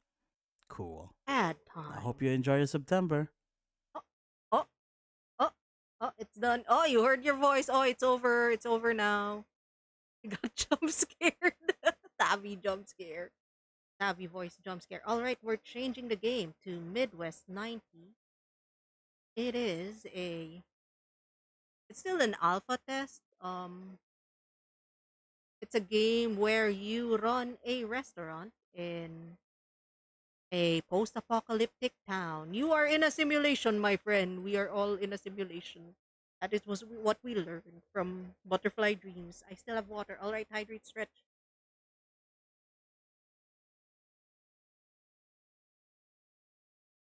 Okay, so this is still in alpha demo build. Forward from Hidden Chest Studios. The objective of this alpha demo is to present and acquire feedback on the user experience and the core mechanics of the game. The mechanics, assets, and character dialogues have been adjusted for this demo and are not final. This is a game with heavy emphasis on story, but their rich backgrounds and story arcs cannot be appreciated in this limited time frame. We need all the support we can get, so please make a recording of your playthrough and upload your video to the link in the feedback form, link in the options menu. Alright, we will send it, why not? Alternatively, you can upload the video onto YouTube and send the link to, oh, this is being multi-stream, so like, yeah, I could send. Click to continue. The alpha has not been optimized for laptop screens. Click to continue. But guys, I opened this demo because I really like the vibe. Wait, let me just... Can I make the game a little bigger? Holy shit. Okay, let's make it full screen. And then I'm gonna have to change things on Steam. On OBS. Hold on. I full screened it.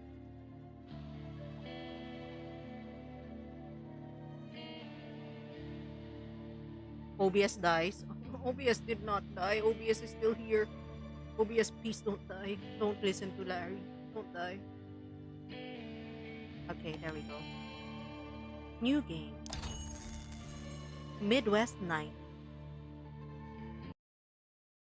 The year is 2034. The shadow of the new Great Depression looms over the United States. Let me just remove. Your restaurant venture, it disappeared. The game disappeared. It does sound fun. Look at your restaurant venture in your home state faltered, but you were never one to give up hope in the face of adversity. The unexpected opportunity emerged when your cousin from Rapid City sought refuge at your doorstep 2 months ago.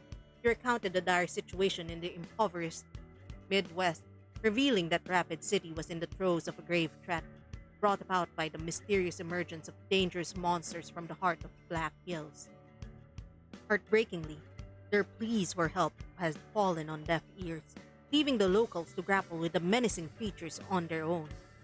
Their cousin also revealed a bizarre turn of events. The Great Depression, the seventh at this point, driven by desperation and hunger. The resilient townsfolk has resorted to hunting and eating these monsters. Now it's summer, and you stand before the derelict restaurant you purchased in Rapid City, your last savings invested. Inside, Wallace, your cook, awaits ready to discuss opening day. Today, you're about to unveil a revolutionary concept. The world's first restaurant offering affordable food made from monsters. Can you keep your business alive? Okay, it's time for use WASD or hold and drag to pan the camera. I use Q and E or the highlighted buttons to rotate the camera. I like how it looks like a radio setup. Scroll in and out. Am I in or out? B or the highlighted button for stability. Alright. Hey, over here! Oh man, the art is so good though. You see a flustered raccoon man sweating behind the stoves. It's me when I was the monster. I offer myself as sacrifice. What's interesting is that his hands are surprisingly clean, no matter how dirty other parts of him get. His fluster isn't the overworked sense of discomfort, but something else more internal. This is the passionate cook he worked with to set up Midwest 90. Hey boss, it's all good in the back. You can count on Wallace. Just ignore the flies. He takes a big gulp of air and wipes the sweat off his face as he settles down. We've got a few Zoidberger patties all set up to go. What we need now is a pretty menu for our customers. Let's put our Zoiger on the menu and set a low price to get our popularity. That's how we hook 'em, boss, with some good food at low prices. For now. Good to have you with me, Wallace. It's a long way from home, isn't it? Sense a wave of vigor rising within Wallace. He beams at you with a slight adoration of a young man for his mentor. You betcha. That's how they say it here, right? I'll still eat from the same burger place. Yep. I don't have a future back home, but here, it's a fresh start. Wallace gets his break. Yep. Well, let's find out if Midwest 90 is worth the long trip here, boss. Add Zoiger to the menu. Where is our menu? Home, cooking. Okay, this is our menu. We add Zoiger, the classic all-American hamburger. But instead of a standard beefy patty, this one glows with streaks of bright blue light. The juices tingle on your tongue and taste like little sparks of blue light. Each bite must be followed by another. Tastiness 2, measured amount 3, traits, what is that trait? It's a turkey. Alright. Dish pricing affects your restaurant's popularity. Look at the summary to see how changing your price will affect your popularity and gain profits. Alright, let's go. Oh, I don't want that. Let's change the price. Okay. Time to dupe some people into eating our food. The higher your popularity, the more customers you attract. 50 popularity attracts 14 customers per day. 75 attracts 15 customers a day. Alright, select the main door to open the restaurant. A strong red oak entrance that was installed by Big Lobster Seafood, the previous owner of the building. Customers will not appear if closed. Will prevent monsters from entering. If closed during an incursion, customers will not leave. Press spacebar on the highlighted button to pause the game. Alright. Spacebar is a good thing to use, I suppose. Oh, what's that? Why is there a maze over there? Customers are your main source of income. Pay close attention to them and their feedback to help you improve your services. They're also affected by the dishes you serve them. It looks so empty in here. And we only have one thing to serve. It's Zoidbergs. We don't have decor. We're like poor. Oh shit, this is a management sim. Yeah. The management sim where you serve monster burgers to people. in a post-apocalyptic world. In a world. Color me interested. It's still in pre-alpha demo. It's called Midwest 90. This looks so empty in here. I have to wait. Maybe more tables will get in. Hope there aren't any monsters. Are there any monsters nearby? The speed. Okay, can speed up time. Oh, it's just one. Oh, he's mad. Oh, he's mad. Boss, I don't think I can handle these customers on my own. Not sure if you've noticed, I can't cook and clean tables fast enough, so customers have to wait outside. If customers wait for too long for a table, they will leave. It's time to hire a waiter. Thanks, boss. Gonna hire a waiter. Alright. Manage employees in this screen. Employees will gain experience as they carry out tasks. They will level up as per higher summary. How much you pay them affects their motivation. Let's add a waiter. Faster employees with higher skills are more desirable. Employees' motivations affect their skills. Look at this person, very motivated to help. Clap, clap, clap, happy to serve. And is good at service, so hire them as a waiter. Let's go. Come in, waiter man. Or are your employees too... Sir, I have one employee. Where is my other employee? Where's my other employee? Honestly, when Disser gets released, I need a stream integration so I can annoy Maggie with my sheer amount of burger orders. Oh my god. Let's ask for that. Your employee has arrived. They are essential for your survival, and their progression depends on your motivation. Your employee will indicate when they lose or gain motivation. Hello, Jonas. Some downtime. They're very motivated. We can switch to cook. We can switch to waiter. Take me down to Paradise City where the grass is green and the girls are pretty. I know that's a song, but like I forgot the lyrics. Your employees can work in both dining area or kitchen, switch their roles. Always automatically fills in any empty roles. Now that we hired a waiter, that's a waiter. Order. I have to wait. Maybe more. Getting hungry. Oh shit. Don't worry about it. Virgil agrees with the motivation. Tipping. Your employee didn't receive a tip and has lost motivation. You can also steal tips for additional profit. Oh, what the fuck? Well, it's not my fault they didn't get tipped, you know. You can boost your employee speed for the whole day by slapping them. But they will not be happy with the abuse. Slapping an employee will reduce their motivation by 15%. Yeah, let's not do that. Let's not slap. Do I have to? Okay, which one of you is more motivated? I must... Papak. Motivation recovery. Your employee's motivation is low. Once their motivation reaches 0, increasing their salary, giving them bonus, or making them go home for the day. Alright, buddy. I'm gonna... Why don't you go home for the day? Oh, get that tip first. Get that tip. Get that tip in. Nah, he's fine. He's fine. He'll be fine. Right, we should slap anyone. The tutorial wanted me to slap him. I'm just following the big voice in the sky. Jonas's mood went from glad to fine. Could you pay me accordingly to my skills? I need a higher salary. Can I? Buddy, we're still kind of poor right now. Like, how much money do I have? I have 4,000. Maggie's even... The tutorial wanted me to do it. Due to monster attacks, a curfew is in effect in Rapid City.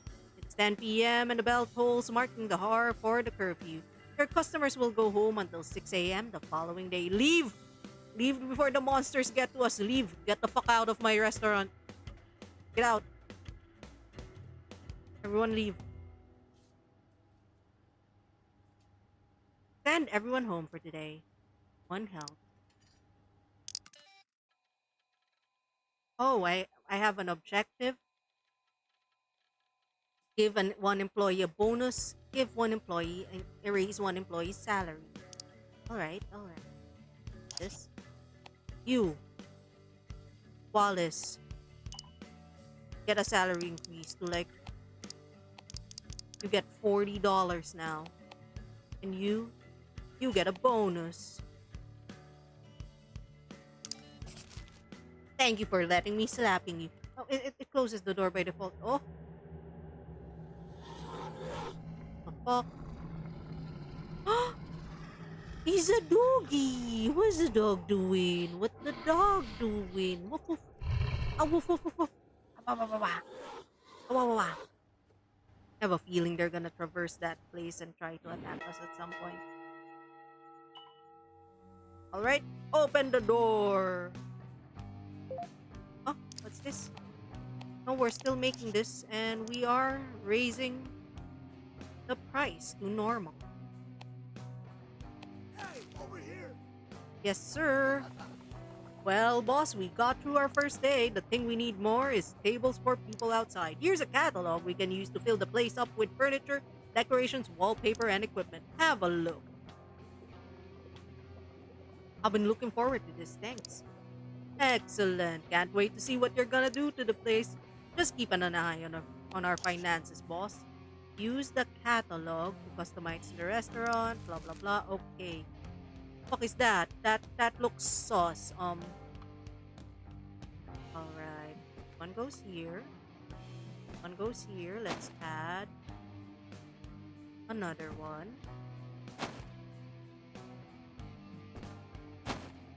There we go. We're gonna be stuffed with customers. Hold on, that's bad. Have a TV. Everyone look at the TV. Jingle jangle. Got stove, fryer, we have fridge, we have shelf. We have a front. And then a wallpaper.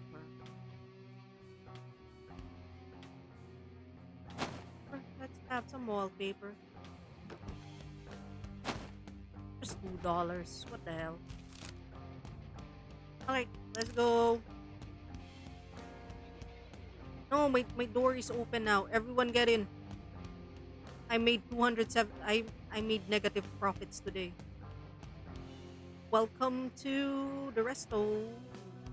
Have some Zoe burger. Everyone get in. Get in. Buy some burgers. Buy some of my burgers. Okay. We're fine. We're doing fine. All we're selling are Zoikers.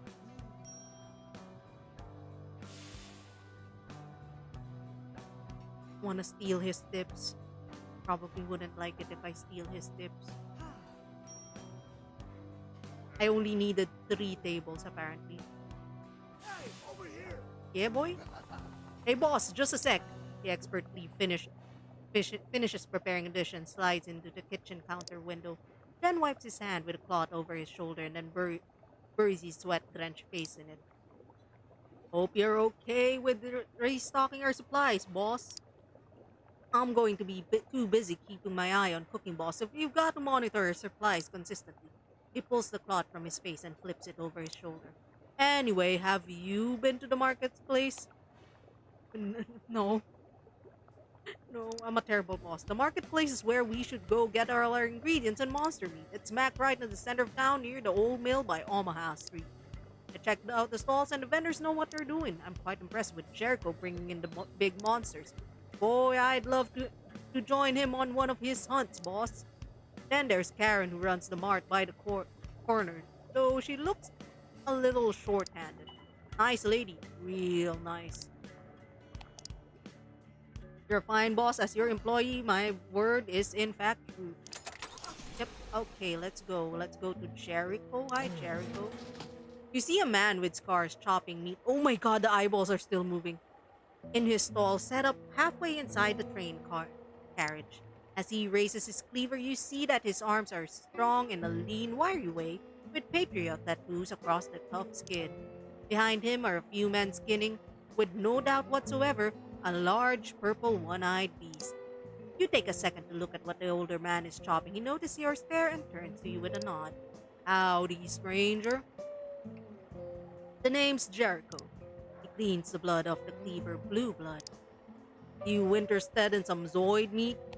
I'm Sam Brady. Pleasure to meet you. Yes, Zoid meat, please. Lowers his cleaver and takes a good look at you. You can almost see him go into himself, thinking something he seems to do was who he is, despite looking the way he does.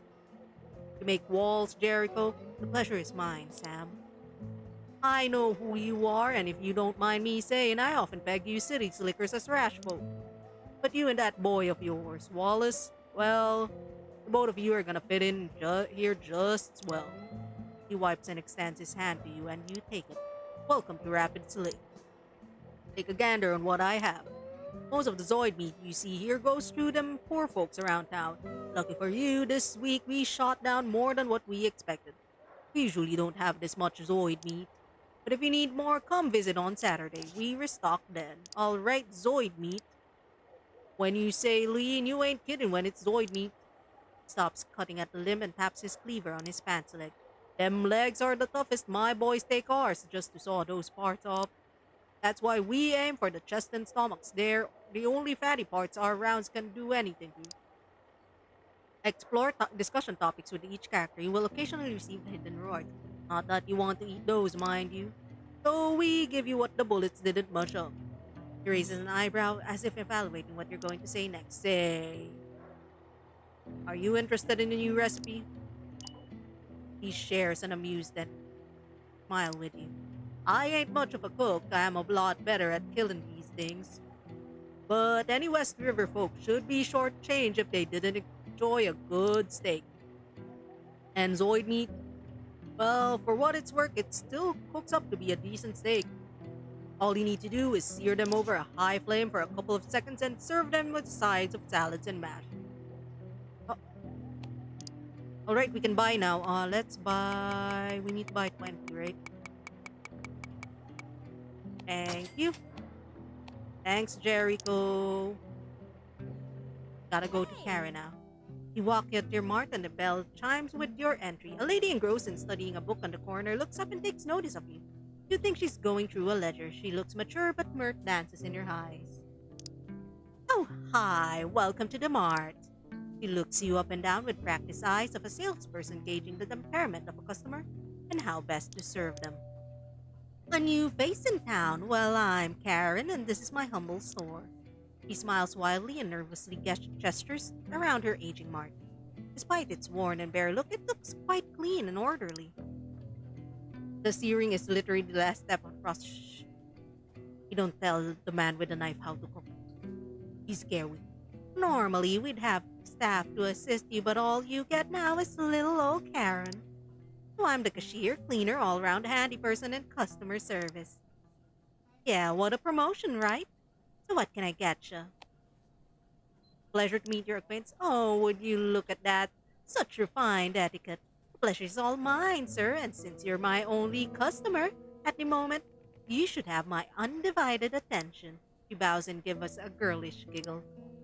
I'm the manager here, so don't you worry about it. She adjusts herself to stand straighter. And as I mentioned, everything else, too. She gives a short laugh, which slowly fades off into a sigh. You need 20 bread. We need... Okay, we need 20 bread. We need 20 veggies. Let's get some flour while we're at it. Let's get some, like, whatever the fuck this is. Dakota cheese. Like fries, alright. Buy them all. Everyone in town is my customers, which is just great. Used to be a lot more stores like this before, but with the economy and monsters, well, what can you do? There's no potatoes, we just have fries. She smiles. Then she sighs. Perk up an instant after. But now I know everyone and everyone knows me. I get all the news about town. What more can a girl like me ask for? Yep, that's all we got from her. Alright, we're going home. We're going back. Ayo. We have... Oh. Seared Zoid steak. Gonna need Zoid steak, mashed potatoes, and vegetables. We have one mashed potato. Let's go.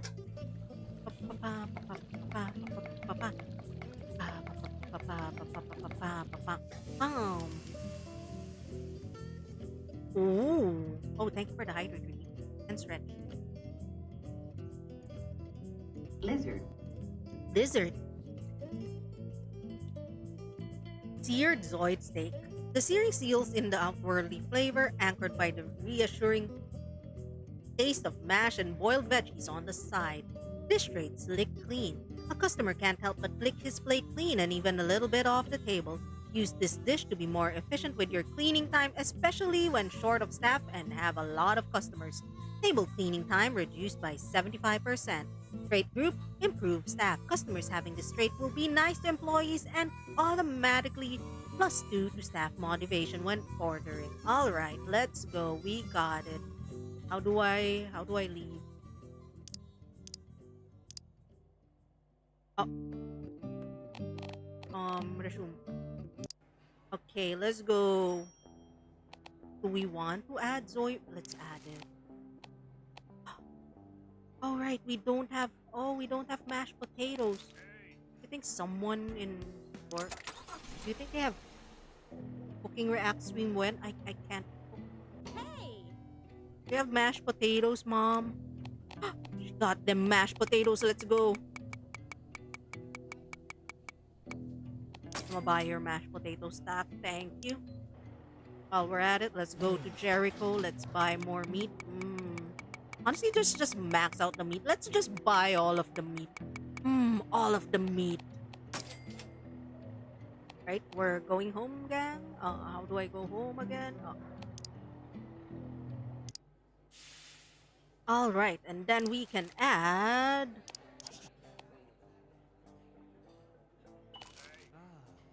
latest part of our menu. Let's not have a profit right now. We're introducing it. We're introducing it to our menu. Sweet, delicious Zoid steak. What time is it? 3 p.m.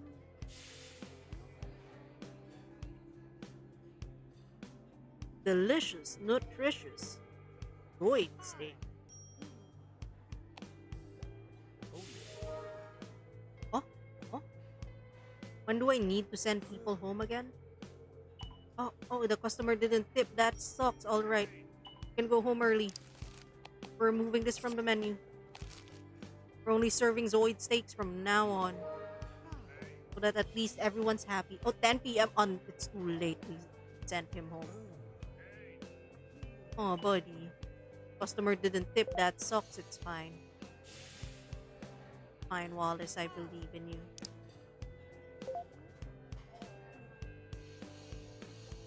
Wallace is gonna be working this place for like a good fucking 2 hours. Don't worry, Wallace, I believe in you. Oh no, getting sad. Didn't get his food. I'm sorry, Wallace. I didn't know it was curfew time. Alright, everyone go home.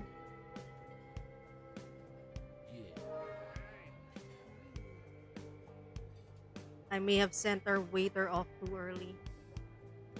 What the fuck? Something happening in the corner? No, we're fine. We're not gonna get attacked. We're not gonna get attacked. Why would we get attacked? The Zoid steak also improves motivation, so that would have improved the waiter's move. Yeah, but it also makes us faster. Okay. We're all motivated by Zoid steak. Closing time. Our popularity is 99. Let's go.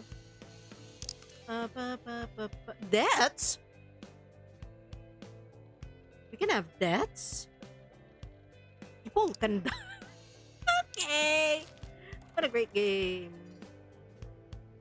And I really like the vibe of this game though. I'm not gonna lie. Okay, everyone's like glad and happy for turning a profit on this one and this one. Jericho gave you a recipe. I think it's still the same recipe. Oh, I forgot to open the door. You guys were ready to work, and I'm like, oh, all right. The music is a little, yes, but I think fine. Oh, why are you silent, sir? I feel blessed working here. Some downtime. This guy's really silent for some reason. Time to set it all to normal price. Yep, everything's in normal price now. How do you do, sir? You like some? What does Gobbler do again? Customer finished the dish 50% faster, 75% more profitable. Okay, so this is for making money. This is for making your staff happy.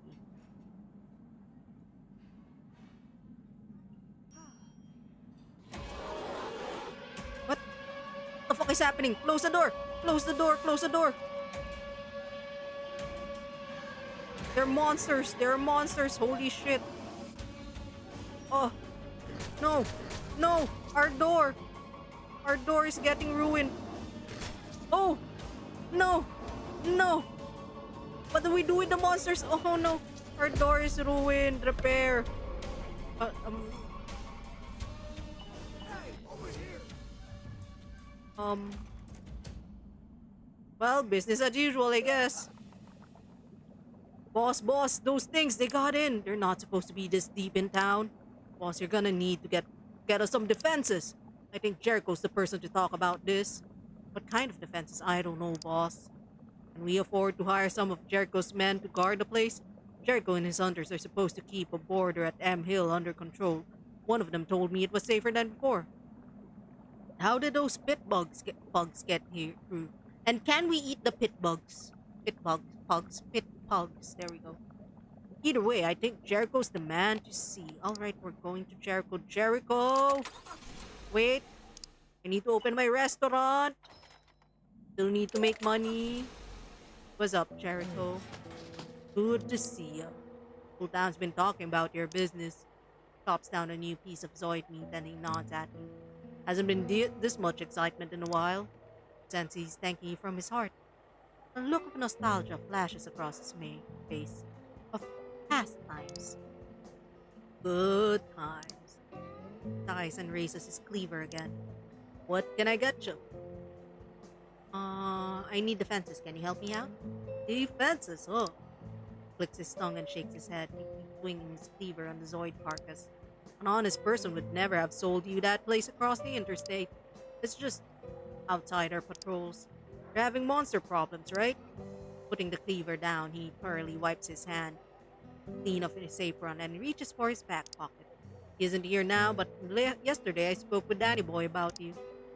He pulls out and unfolds a stained piece of paper. It looks like a blueprint for some gizmo with a shotgun in it. He calls it the basic shotgun trap. Basic because I reckon he's working on getting you up an upgrade too. He runs his fingers on the stilts in the diagram. It's designed for that maze of debris from the old Rushmore Mall behind your place of business. The materials ain't cheap, but those monsters won't know what hit him when they get in range. He folds it up again and almost hands it to you. It's not for free, though. All proceeds go to Danny Boy. I have another offer on the table for you.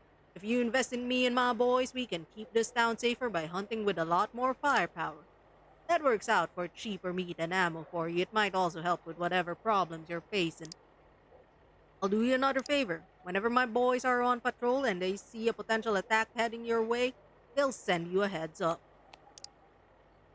Alright, let's invest. And let's get the basic shotgun chop blueprint. Others. Bigger guns means we'll take down these critters faster with less rounds. Means we can do this more often per day, which means less cost. He pats his pants pocket where his wallet is. I'm no savvy business person like you are, but even I know that the less I spend, the less I need to charge my customers. We all like that, I'm sure. Yep. Thanks, Jericho. Need to go home now. Everything's fine. Use trap mode to place traps in strategic places. I'm gonna pat to your restaurant, study the maze, and carefully place traps within the white grid. Yeah, okay, let's put one. I want one, here, right? Would be funny if we put one here, put one here, another one here. Enter simulation. Launching simulation mode.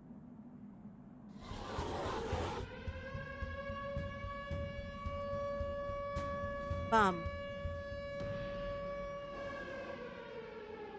Oh. That's a bad placement for it.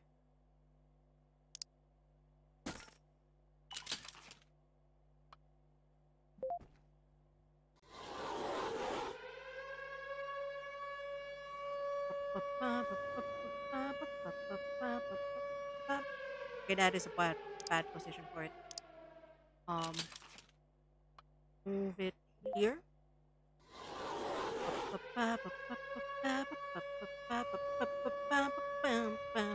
All right. Reshroom. Let's put one more here just for. It's fine. Save. Save the traps. All right. All right. Let's go. Welcome to the Good Burger, home of the Good Burger. Where did Wallace go? Wallace. Buddy, where's Wallace? Oh, there's Wallace. Hi, Wallace. A customer was killed. Yep, I know. You're still happy, though. Still very happy. New customer, let me get that order. Alright, we're gonna be fine. We just lost, what, 676? We're gonna be fine. Everything's fine. Our customers are happy. Our restaurant is thriving. We're running on a deficit, but we also have money left, so like we're fine. Come on, give that man his Zoid steak. Wow, they really like that song about Paradise City. No one is ordering the burger. Kinda sucks. Kinda need you guys to order the burger because we're kinda running out of mashed potatoes and vegetables. Oh shit. Goodbye, mash and veggies.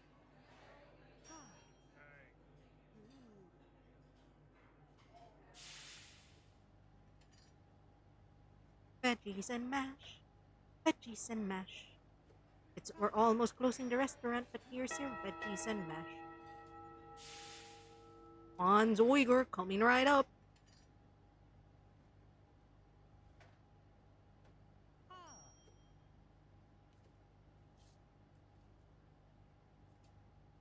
I love Zomboid, and the graphics remind me of Zomboid, so I kinda like it, but I'm very, very scared of the tower defense part.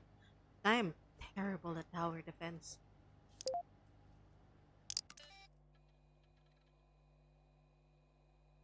That's one. Hehe, I'm at a deficit. I'm not making money. Oh, incursion alert! Oh! Let's add the trap, let's add the trap! More traps. Okay. We're done. Open the gate. Oh, is it paused? Okay. Oops. We have no restaurant. We have no food. Zoiger. Open the door.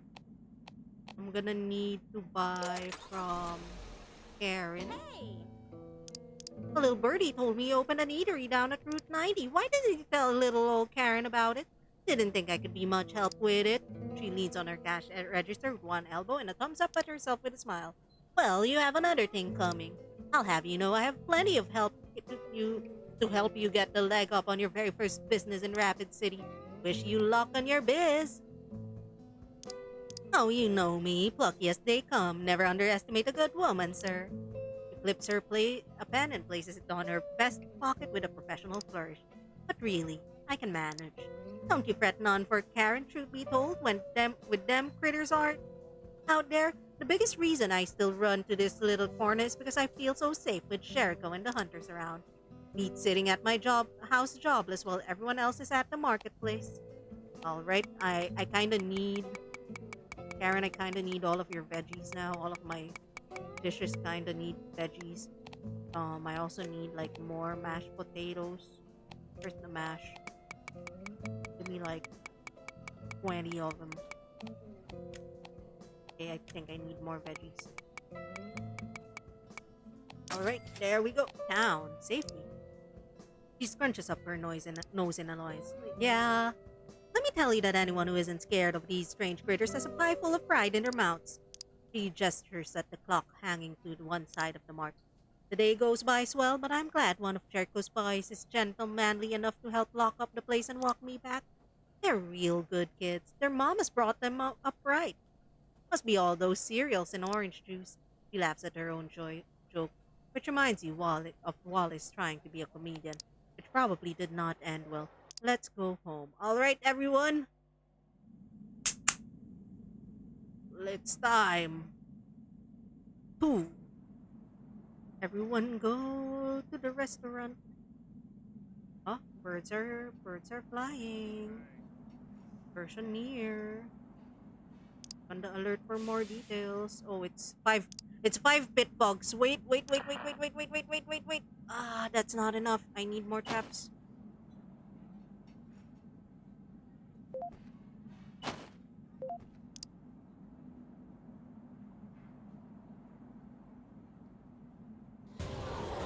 Okay. 1, 2, 3. Oh, okay.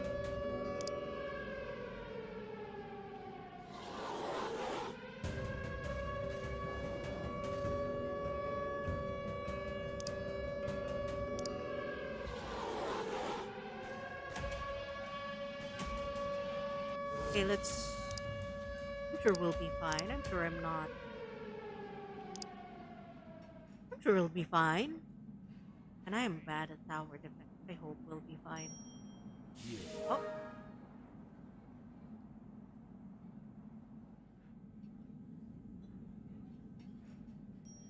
Incursion alert! Incursion alert! Oh, it has 5 explosives each. Okay. Listen, we're about to have an incursion, so if you guys would like... We're gonna close it. We're gonna close it. Whoa! Whoa! Whoa! Whoa! Whoa! No! One of them got out!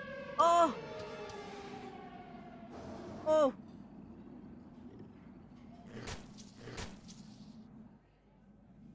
Fuck you, doggo. Is it just gonna be there? Ah, shit! Oh, people gonna die!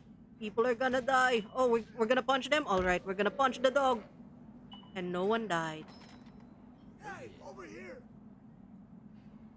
See, no one died. We got food. Got legs. Can you have your employee fight it outside? I don't think we have employees that can fight it outside. Hi, Wallace. Hey, boss. Another day, another monster attack. Something tells me these monsters aren't going to let up. We're going to have to be vigilant and working on our defenses. It ain't all gloom and doom, though. Look at all this free meat. We can use this. No point in letting some fresh meat go to waste. From now on, I'm gonna throw what's left of those critters into the freezer. You can cook it or you can find someone else to sell to. Yeah, if there's excess, why not? Why don't you check out the marketplace if anyone's interested? Alright. Depending on how they are killed, monsters will drop meat. The meat will be added to your fridge if there is fridge space. If there's meat Wallace is unfamiliar with, you can research it in the kitchen screen. Alright. Let's research the meat. It will take 12 hours for researching some meat. Don't worry about it.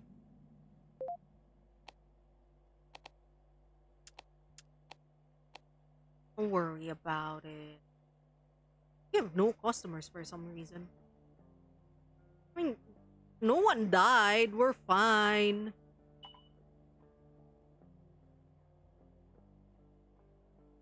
Don't have no customers no more.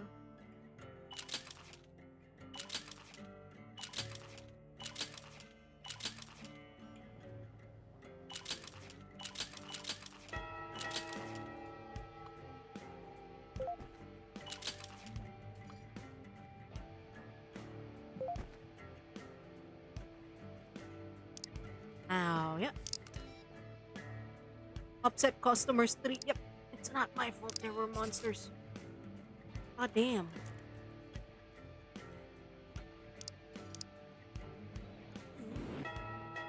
Alright, everyone, open the gate. Why you mad, bro? He like lived. He lived, bitch.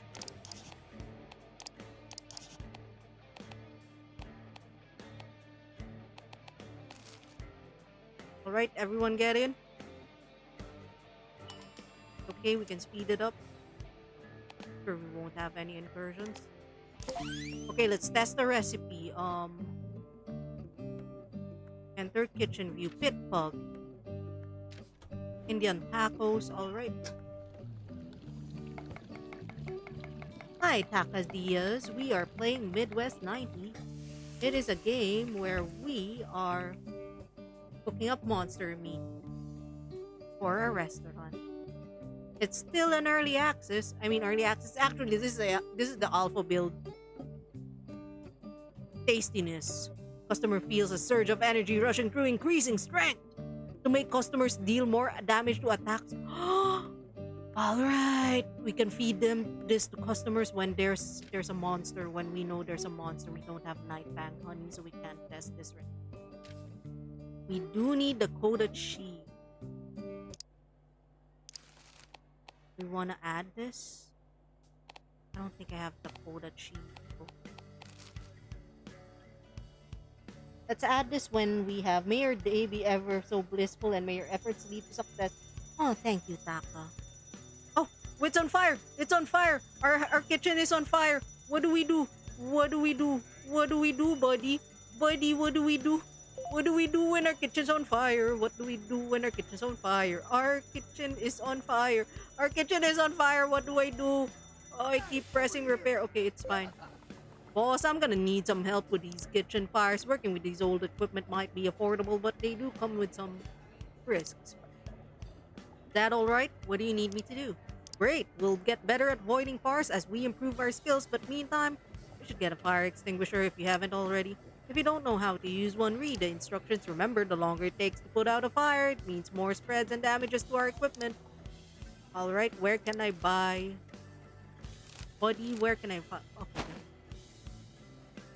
There we go. We got one. Right, everyone? Back to work. We're cooking. Two of our customers are mad because our kitchen was on fire. Come on, buddy. Oh! Oh no! Oh no! 2 dishes. No. Doctor pay. No. I don't want to dock his pay. My only waiter. Oh no. Oh no, oh no, no, no, no, no, no. Put out the kitchen fire. Woo, doo, doo, doo, doo. Oh, on the fire. Okay.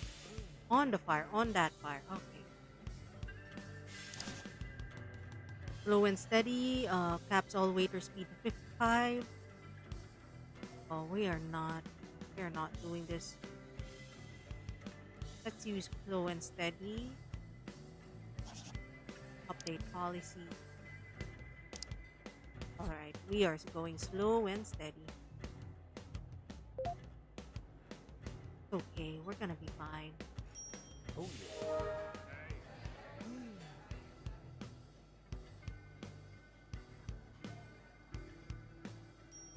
Gonna be fine. Everything's gonna be fine. It's cool. Da-da. Da-da-da, da-da-da-da-da-da-da-da. I did not. The screen. Just this game kinda blacks out when I tab out. I do not see the game. It kinda crashed. It's not optimized. It's in alpha. Oh, it's okay now.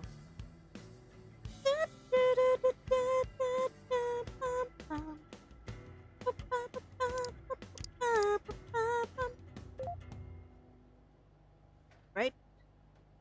Closing time. Hey, we didn't lose a lot of money this time.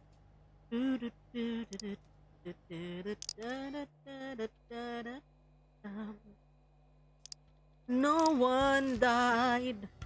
I don't know. Well, you're so mad. Yep. I know it was active for you guys. Oh, there's an incursion. What's the incursion?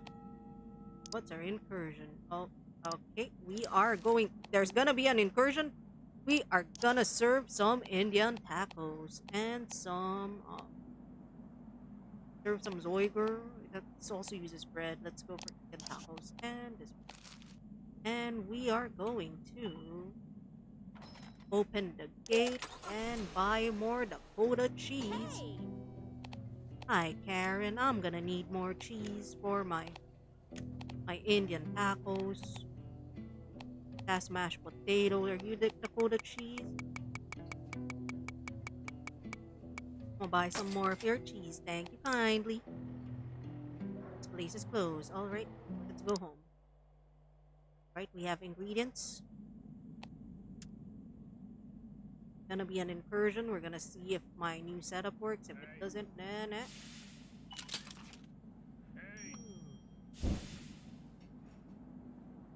Oh yeah. Alright. Yeah. Oh, close the door, close the door.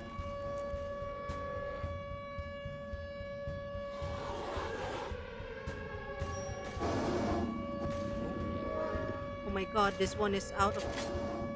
Gotta reload.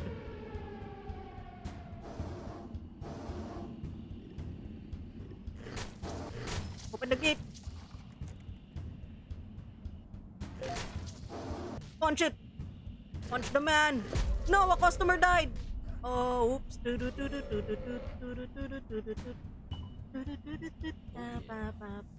It's just one customer. Oh, we got pit pug legs. I'm sure. Oh, we can't trash it. I'm sure we can like.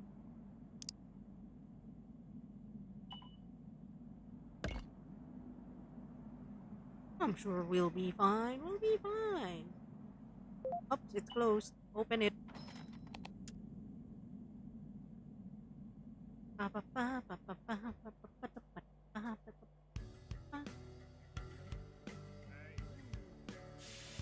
Oh, I should have served the Indian tacos at an introductory price.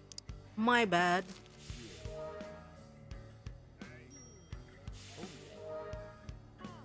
You all got them steak, you all got them tacos. I'm running out of Oh yeah. mashed potatoes. Am I running out? Yep, I'm running out of mash. Alright, everyone leave my place. It's over. It's over. It's like 10 p.m. It's closing time. Get out. Get the fuck out of my restaurant.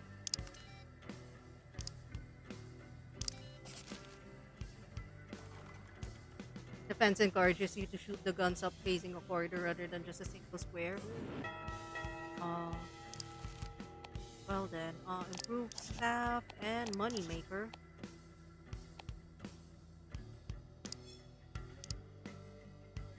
We're gonna check on what ingredients we're losing. Mashed potatoes, Zoid, and bread. Right. Got some Zoids. Hey there, Slick. It looks like your predicament has been troubling Danny Boy. He's still working on more trap designs for you, but he's gonna need more time. Fortunately for you, he cooked up a couple of simple methods to hold the monsters back. Check him out. Alright, Danny Boy. There is a barricade and basic explosive trap and a fucking shotgun. Let's go. I'm gonna equip people with shotgun. Whoa, what the fuck? Zoid Eye. Ah! Those are battery. A box of shells. Let's add 10 shotgun shells and all of them Zoids. Give me all your Zoids. I don't have enough fridge space for all of them Zoids. Thank you kindly. Hey! Okay, qualifier store membership. It's only $15 to get 50% off. Alright, we can get if you invest in Karen. Alright. Alright, Karen. Oh, everything's cheaper now. Holy shit.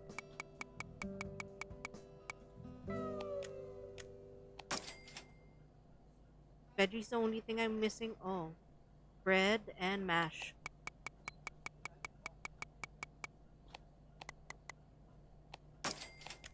Oh shit, I can't buy bread anymore.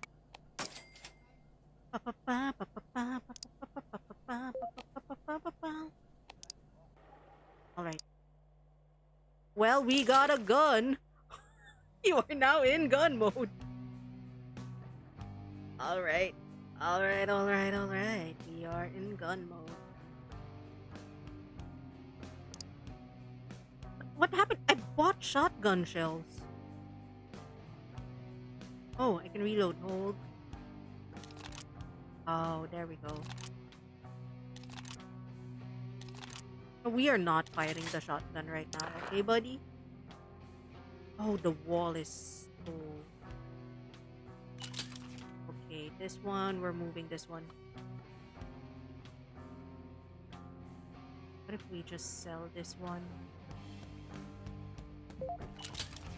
Sell this one? Okay. Oh, it's just a high rate. Honestly, we don't need more, like...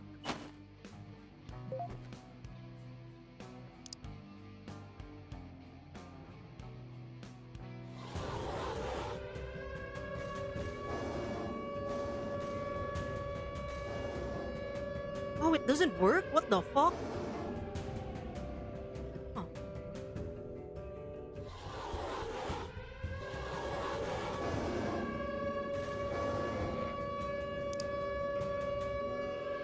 I don't think you can. Must be shot to trigger the explosion. Oh. Okay. I need to shoot it with a gun. Noted.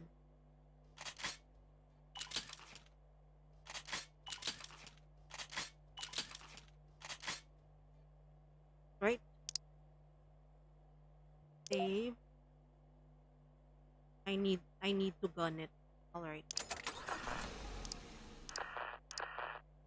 Right.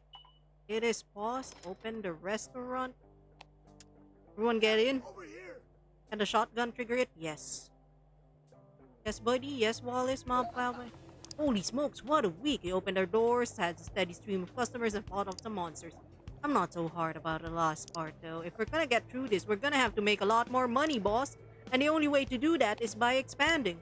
Let's try and make $500 off income from our food in a week. It doesn't matter how we do it, either temporarily raising prices or experimenting with different combinations of dishes in the menu. Okay, the right timer, the right place. Let's see how many. You have 17 days. Alright, Mr. X.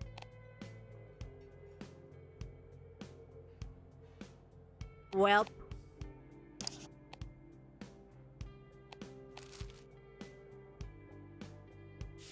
We're fine. We should be fine. Come on. Everyone get in.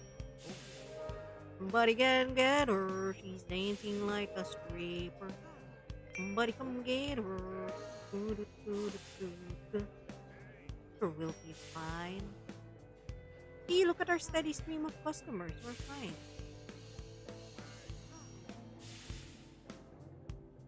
We even have this on 3 times speed and everyone's doing great.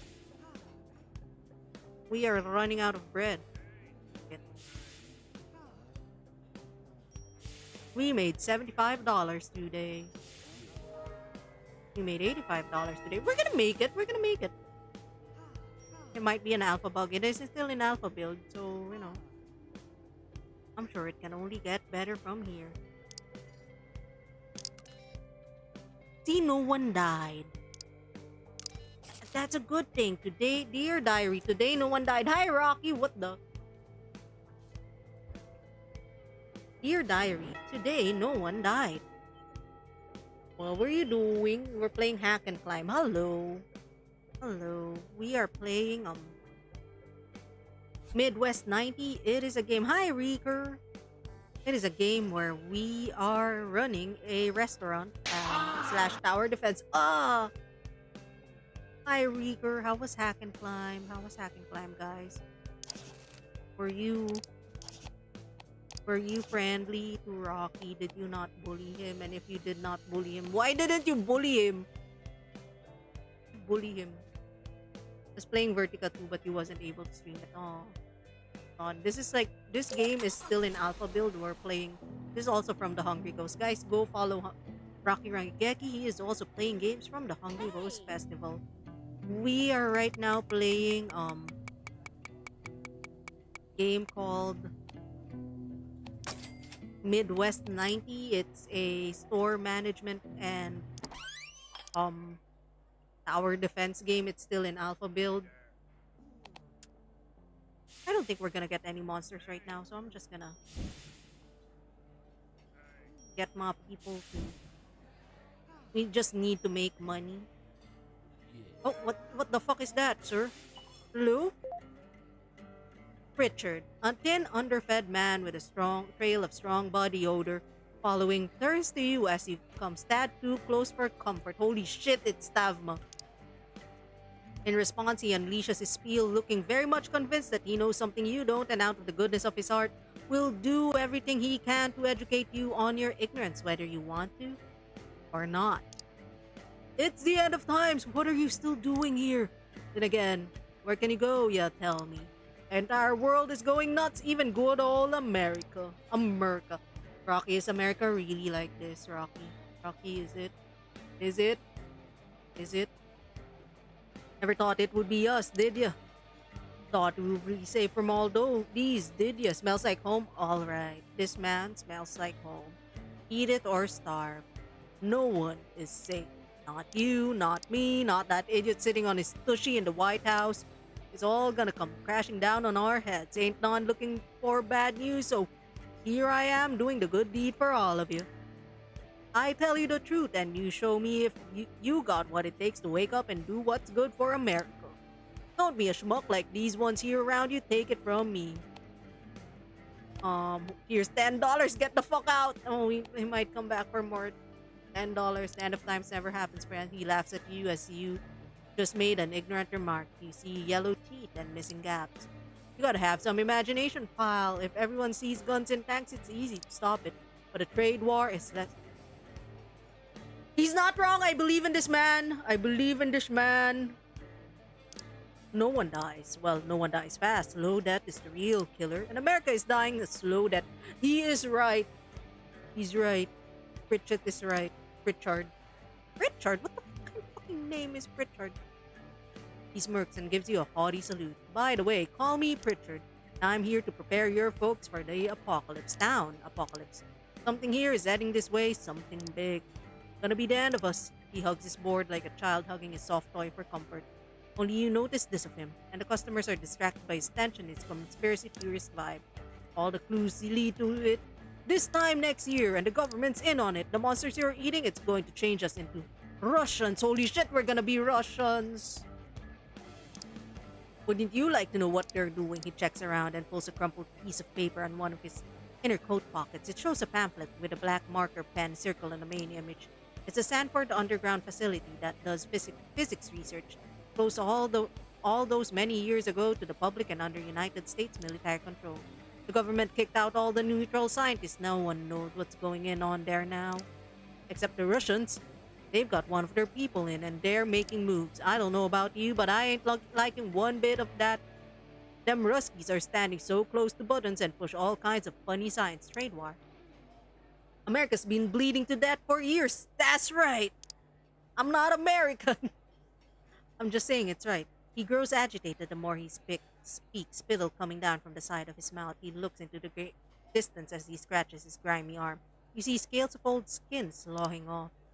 Our economy stank, the outsiders are taking over our land bit by bit, and them folks setting up their business on our shores. He raises his hand. Oh no, he's racist. I don't like him again. As if trying to capture the entire nation in his grasp, the makeshift protest sign creaking, his armpits quite clearly exposed to you from the holes under his shirt. It's a migration of resources, he whispers. There's a worse thing coming. I'm not talking about them folks from out of US of A. Dramatic pause.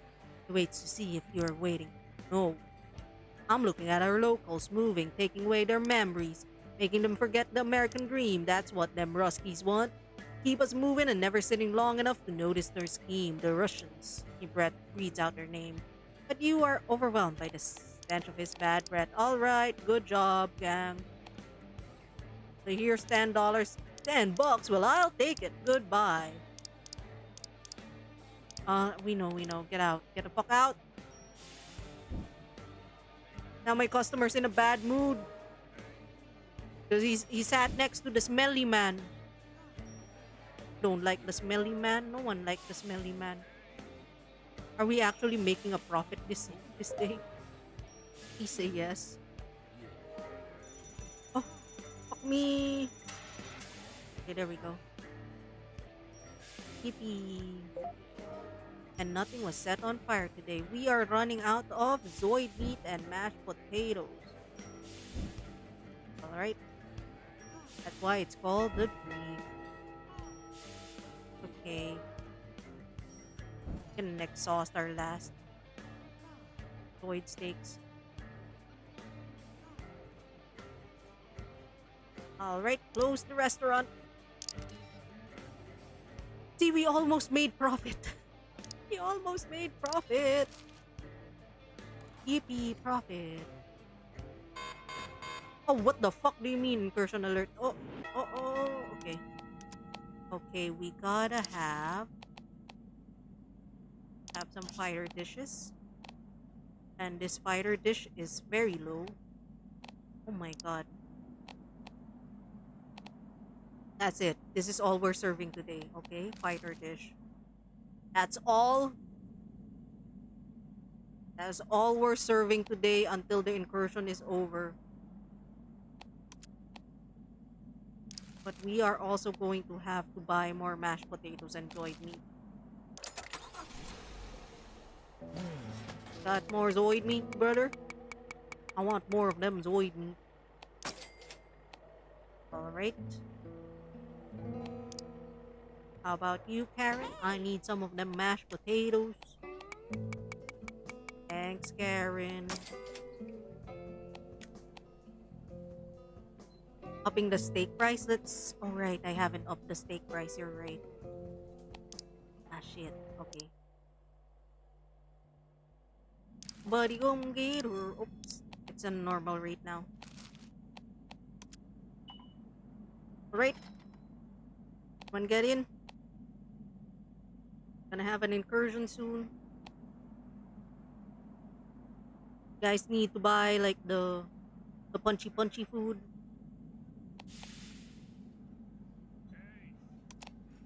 I'm gonna get my gun. I'm gonna get my gun. My gun, my gun, my gun. My gun, my gun, my gun. My gun, my gun, my gun. Check it out. Oh, okay, someone leveled up.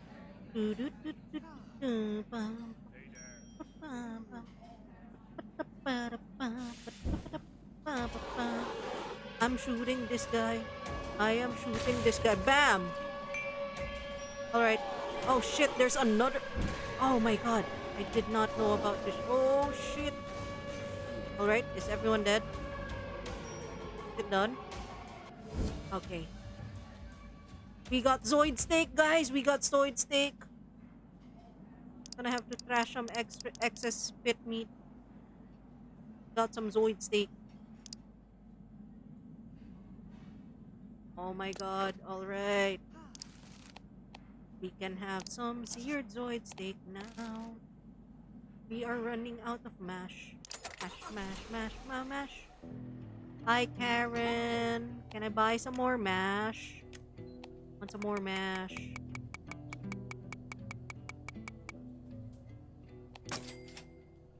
Right. To sell the pit meats. I don't know where to sell the pit meats.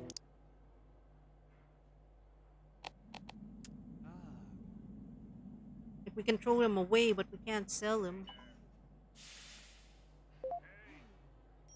Unless I wasn't listening, which is very like me. on the instructions on how to sell them because Jericho ain't buying it.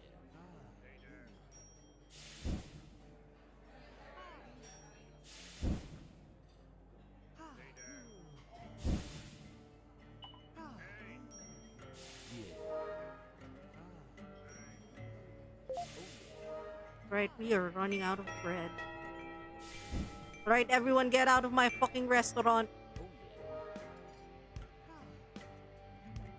Eat out. I actually made a profit of $5. Yes! We're making a profit of $5. Yippee!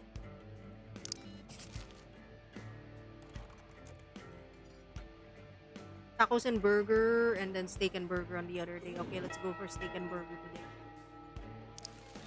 Okay, steak. Burger. Steak and burger. Steak and burger. We are running out of bread. Oh. Hi, Nancy. This is new. You see a rotund but brawny lady carrying a large box filled with ice and what appears to be some kind of oversized crocodile eggs. As you get closer to her wet makeshift stall, she spots you and puts down another box next to another with what looks like a giant monster prawn. Hi there, she says with a smile pushing through her tired visage. Jericho told me about you. You're that fellow that opened up that resto. She's cut short by a loud thud and a clang of steel hitting the pavement. My people, yeah. Darn it, Josh, how many times do I have to tell you to be careful when cutting up that gator with a cleaver? Oh, thank you for the hydrate. Redeem, I'm out of water. Hold up.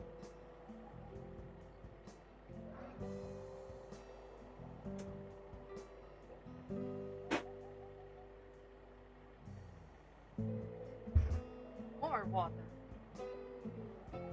And stretch.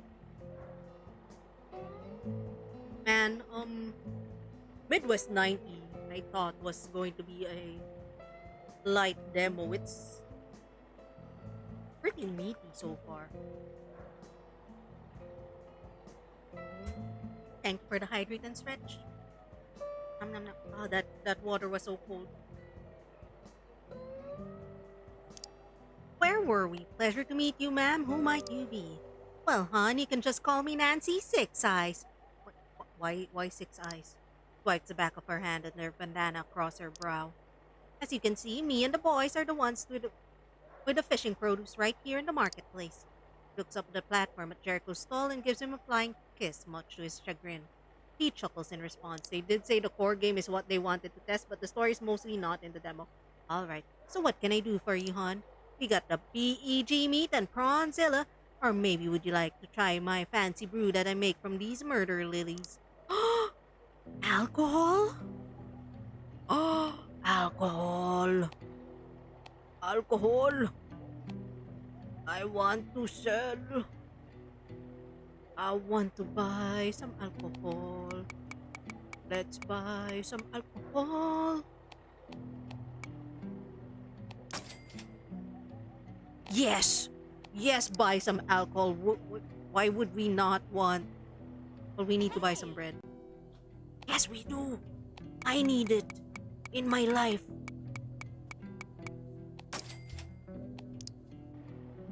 Alright. We're gonna cook some pit bug, pocket fries, pea, get taco.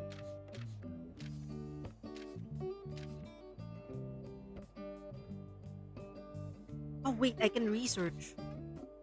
Oh, never mind. Oh, get out. Let's research some Zoid Eye.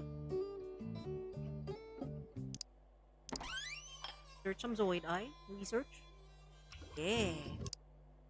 Let's hire another cook. I forgot how to. Oh, our battery's so low. Right. Steak and alcohol. That's right. Can I serve the alcohol? Alright, how do I increase staff again? Alright. Employees. Let's hire a new cook. How about... Oh, this is so... Look at this guy. They're very happy. Look at this guy. Right. I'm the new cook.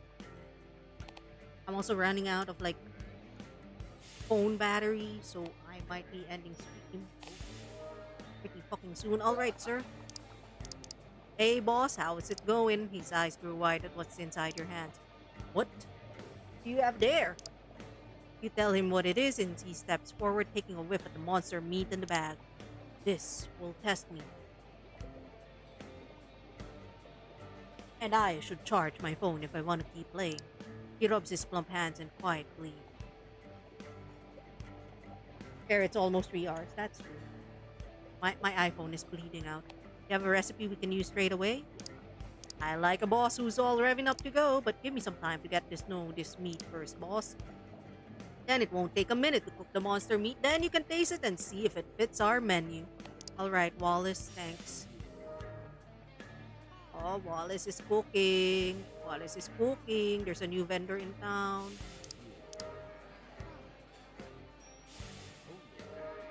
Go.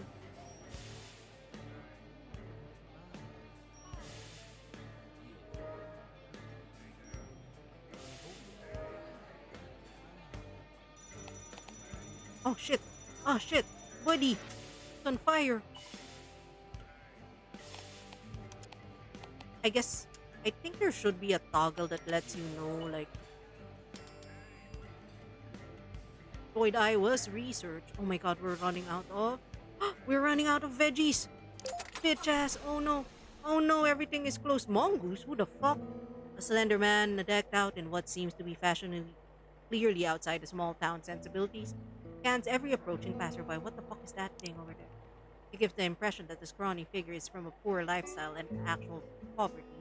There's a glint of menace lurking behind his smile. What is this Sims wanting? Hi, Pixie the Slime. It is Midwest 90. It is a game that's still in its alpha build. It's part restaurant simulator, part tower defense, all cheesy Americana.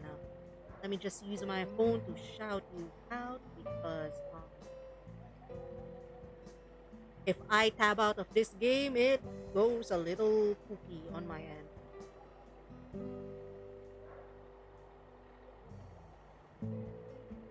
Nah, it's too late. I finished typing it. He obviously notices you coming over to him from a distance and pretends to be busy with something in his hand. You come closer, you see a heavy watch on his wrist, and he's playing a funfair token in one hand, flipping it over his thin fingers with yellowed fingernails. He also pretends to just notice you up close and then gets the first word in before you can. Oh, it's you. Yeah, I heard about you. Running that restaurant across Route 90. I know many things, brother. I know you started a business. I can dig that. I'm a business guy just like you, and business is going up. He pats his pockets with his right hand as if implying there's a thick wad of cash inside there. Alright, enjoy Grand Bazaar. Is it fun? Because I kind of want to get it. With his left, he pulls out several glowing purple vials and pulls them in your hands. You're addicted to it? Oh my god. Kakasweldo ko lang. Let's go.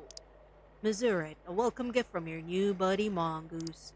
And if you have some to spare, I also buy monster meat. What's that? Don't worry about it. I got plenty more. With a product like mine, Missouri, nowhere else to go but up. You understand that, don't you? Gestures you to come closer from the crowd. There's no crowd. You lean in anyway. He continues to speak on a lower octave. Now you're here to get a free share of this spice, right? I hear you. You've come to the right person. No one else in town does it like me. Buy and visit the Mongoose anytime. He parts his jacket and you see more vials of purple glowing liquid nestled in specially stitched pockets. You also cannot miss the gun holstered above the vials. He notices you noticing the gun. He spits his cigarette into the trash pile and smiles. Insurance. I have 10 of this. We don't need that. Oh, okay. This is where I can sell my fucking pug meat because I have so fucking many. Oh my god, take my pug meat. Alright. He flicks his chin towards Jericho's stall. You know that blue shine in your monster meat? My business extracts that. Named it after the Missouri. Bit of a local branding there. Winks at you smart, huh? You take it in, feel good, and you feel like crap after. No pain, no gain. Or you can always try adding it to your food if you don't want to take it straight up. You're the cook, figure out for yourself what the dish is to spike Missouri with. Since you already asked nicely, I heard some folks say more you use, the better.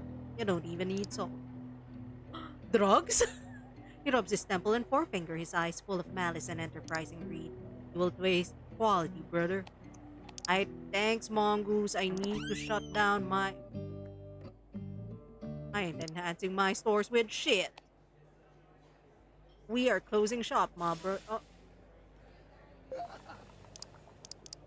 Missouri, is it? I think I've heard about it. You sure it's safe? All for adding flavor, boss. A cook always enjoys seeing people wanting more of its dishes. There's a bit of pride in our work, but if it is like MSG, well, I feel like that's cheating. Nuh-uh, MSG ain't cheating. But the FDA isn't going to break into the restaurant all the way here, so it's your call, boss. You're gonna have to decide how much of that stuff goes into the dish, boss. Alright, we are out. We are out of food. So, like, restaurant is fucking closed. Everyone get the fuck out. Get the fuck out. I said get the fuck out.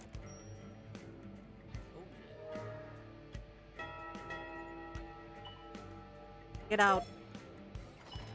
I forgot. Go home. Go home. You can go home now. Don't worry about it. I ran out of... What did I run out of? Oh, I ran out of veggies. Alright. That's fine.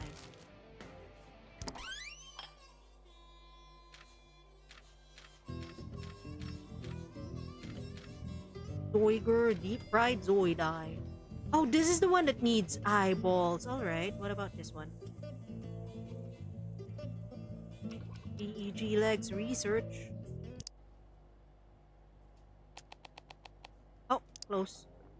Close the day. Popularity gain -3. I think I'm gonna play more like on my own time. I am enjoying this, but like my streaming phone is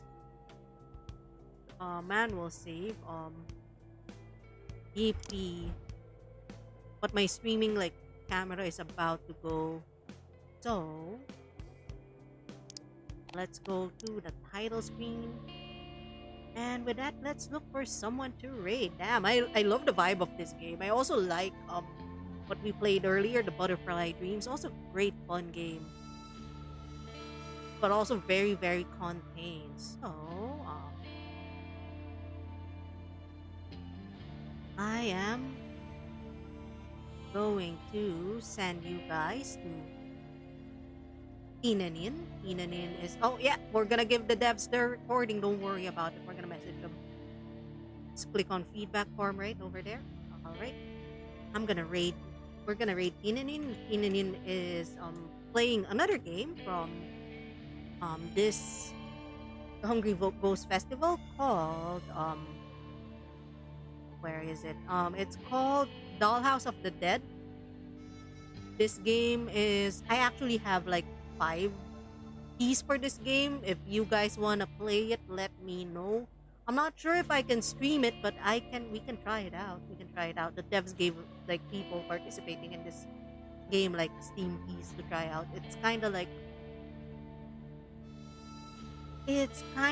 Repo if Repo had haunted dolls instead of like monsters to collect, things to collect. Anyway, let's raid Inanin. This is our raid message for the non-subscribers. For the subscribers, a raid message. My phone is like giving up on me.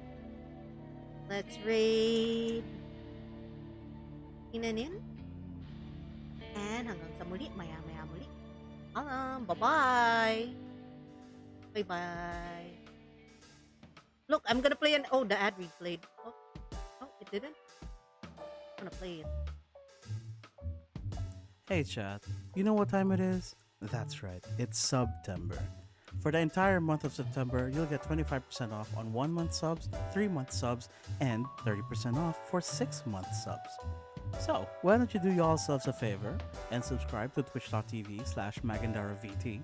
You'll be able to skip ads and support her. That's twitch.tv/MaginDaraVT. Cool. I hope you enjoy your September.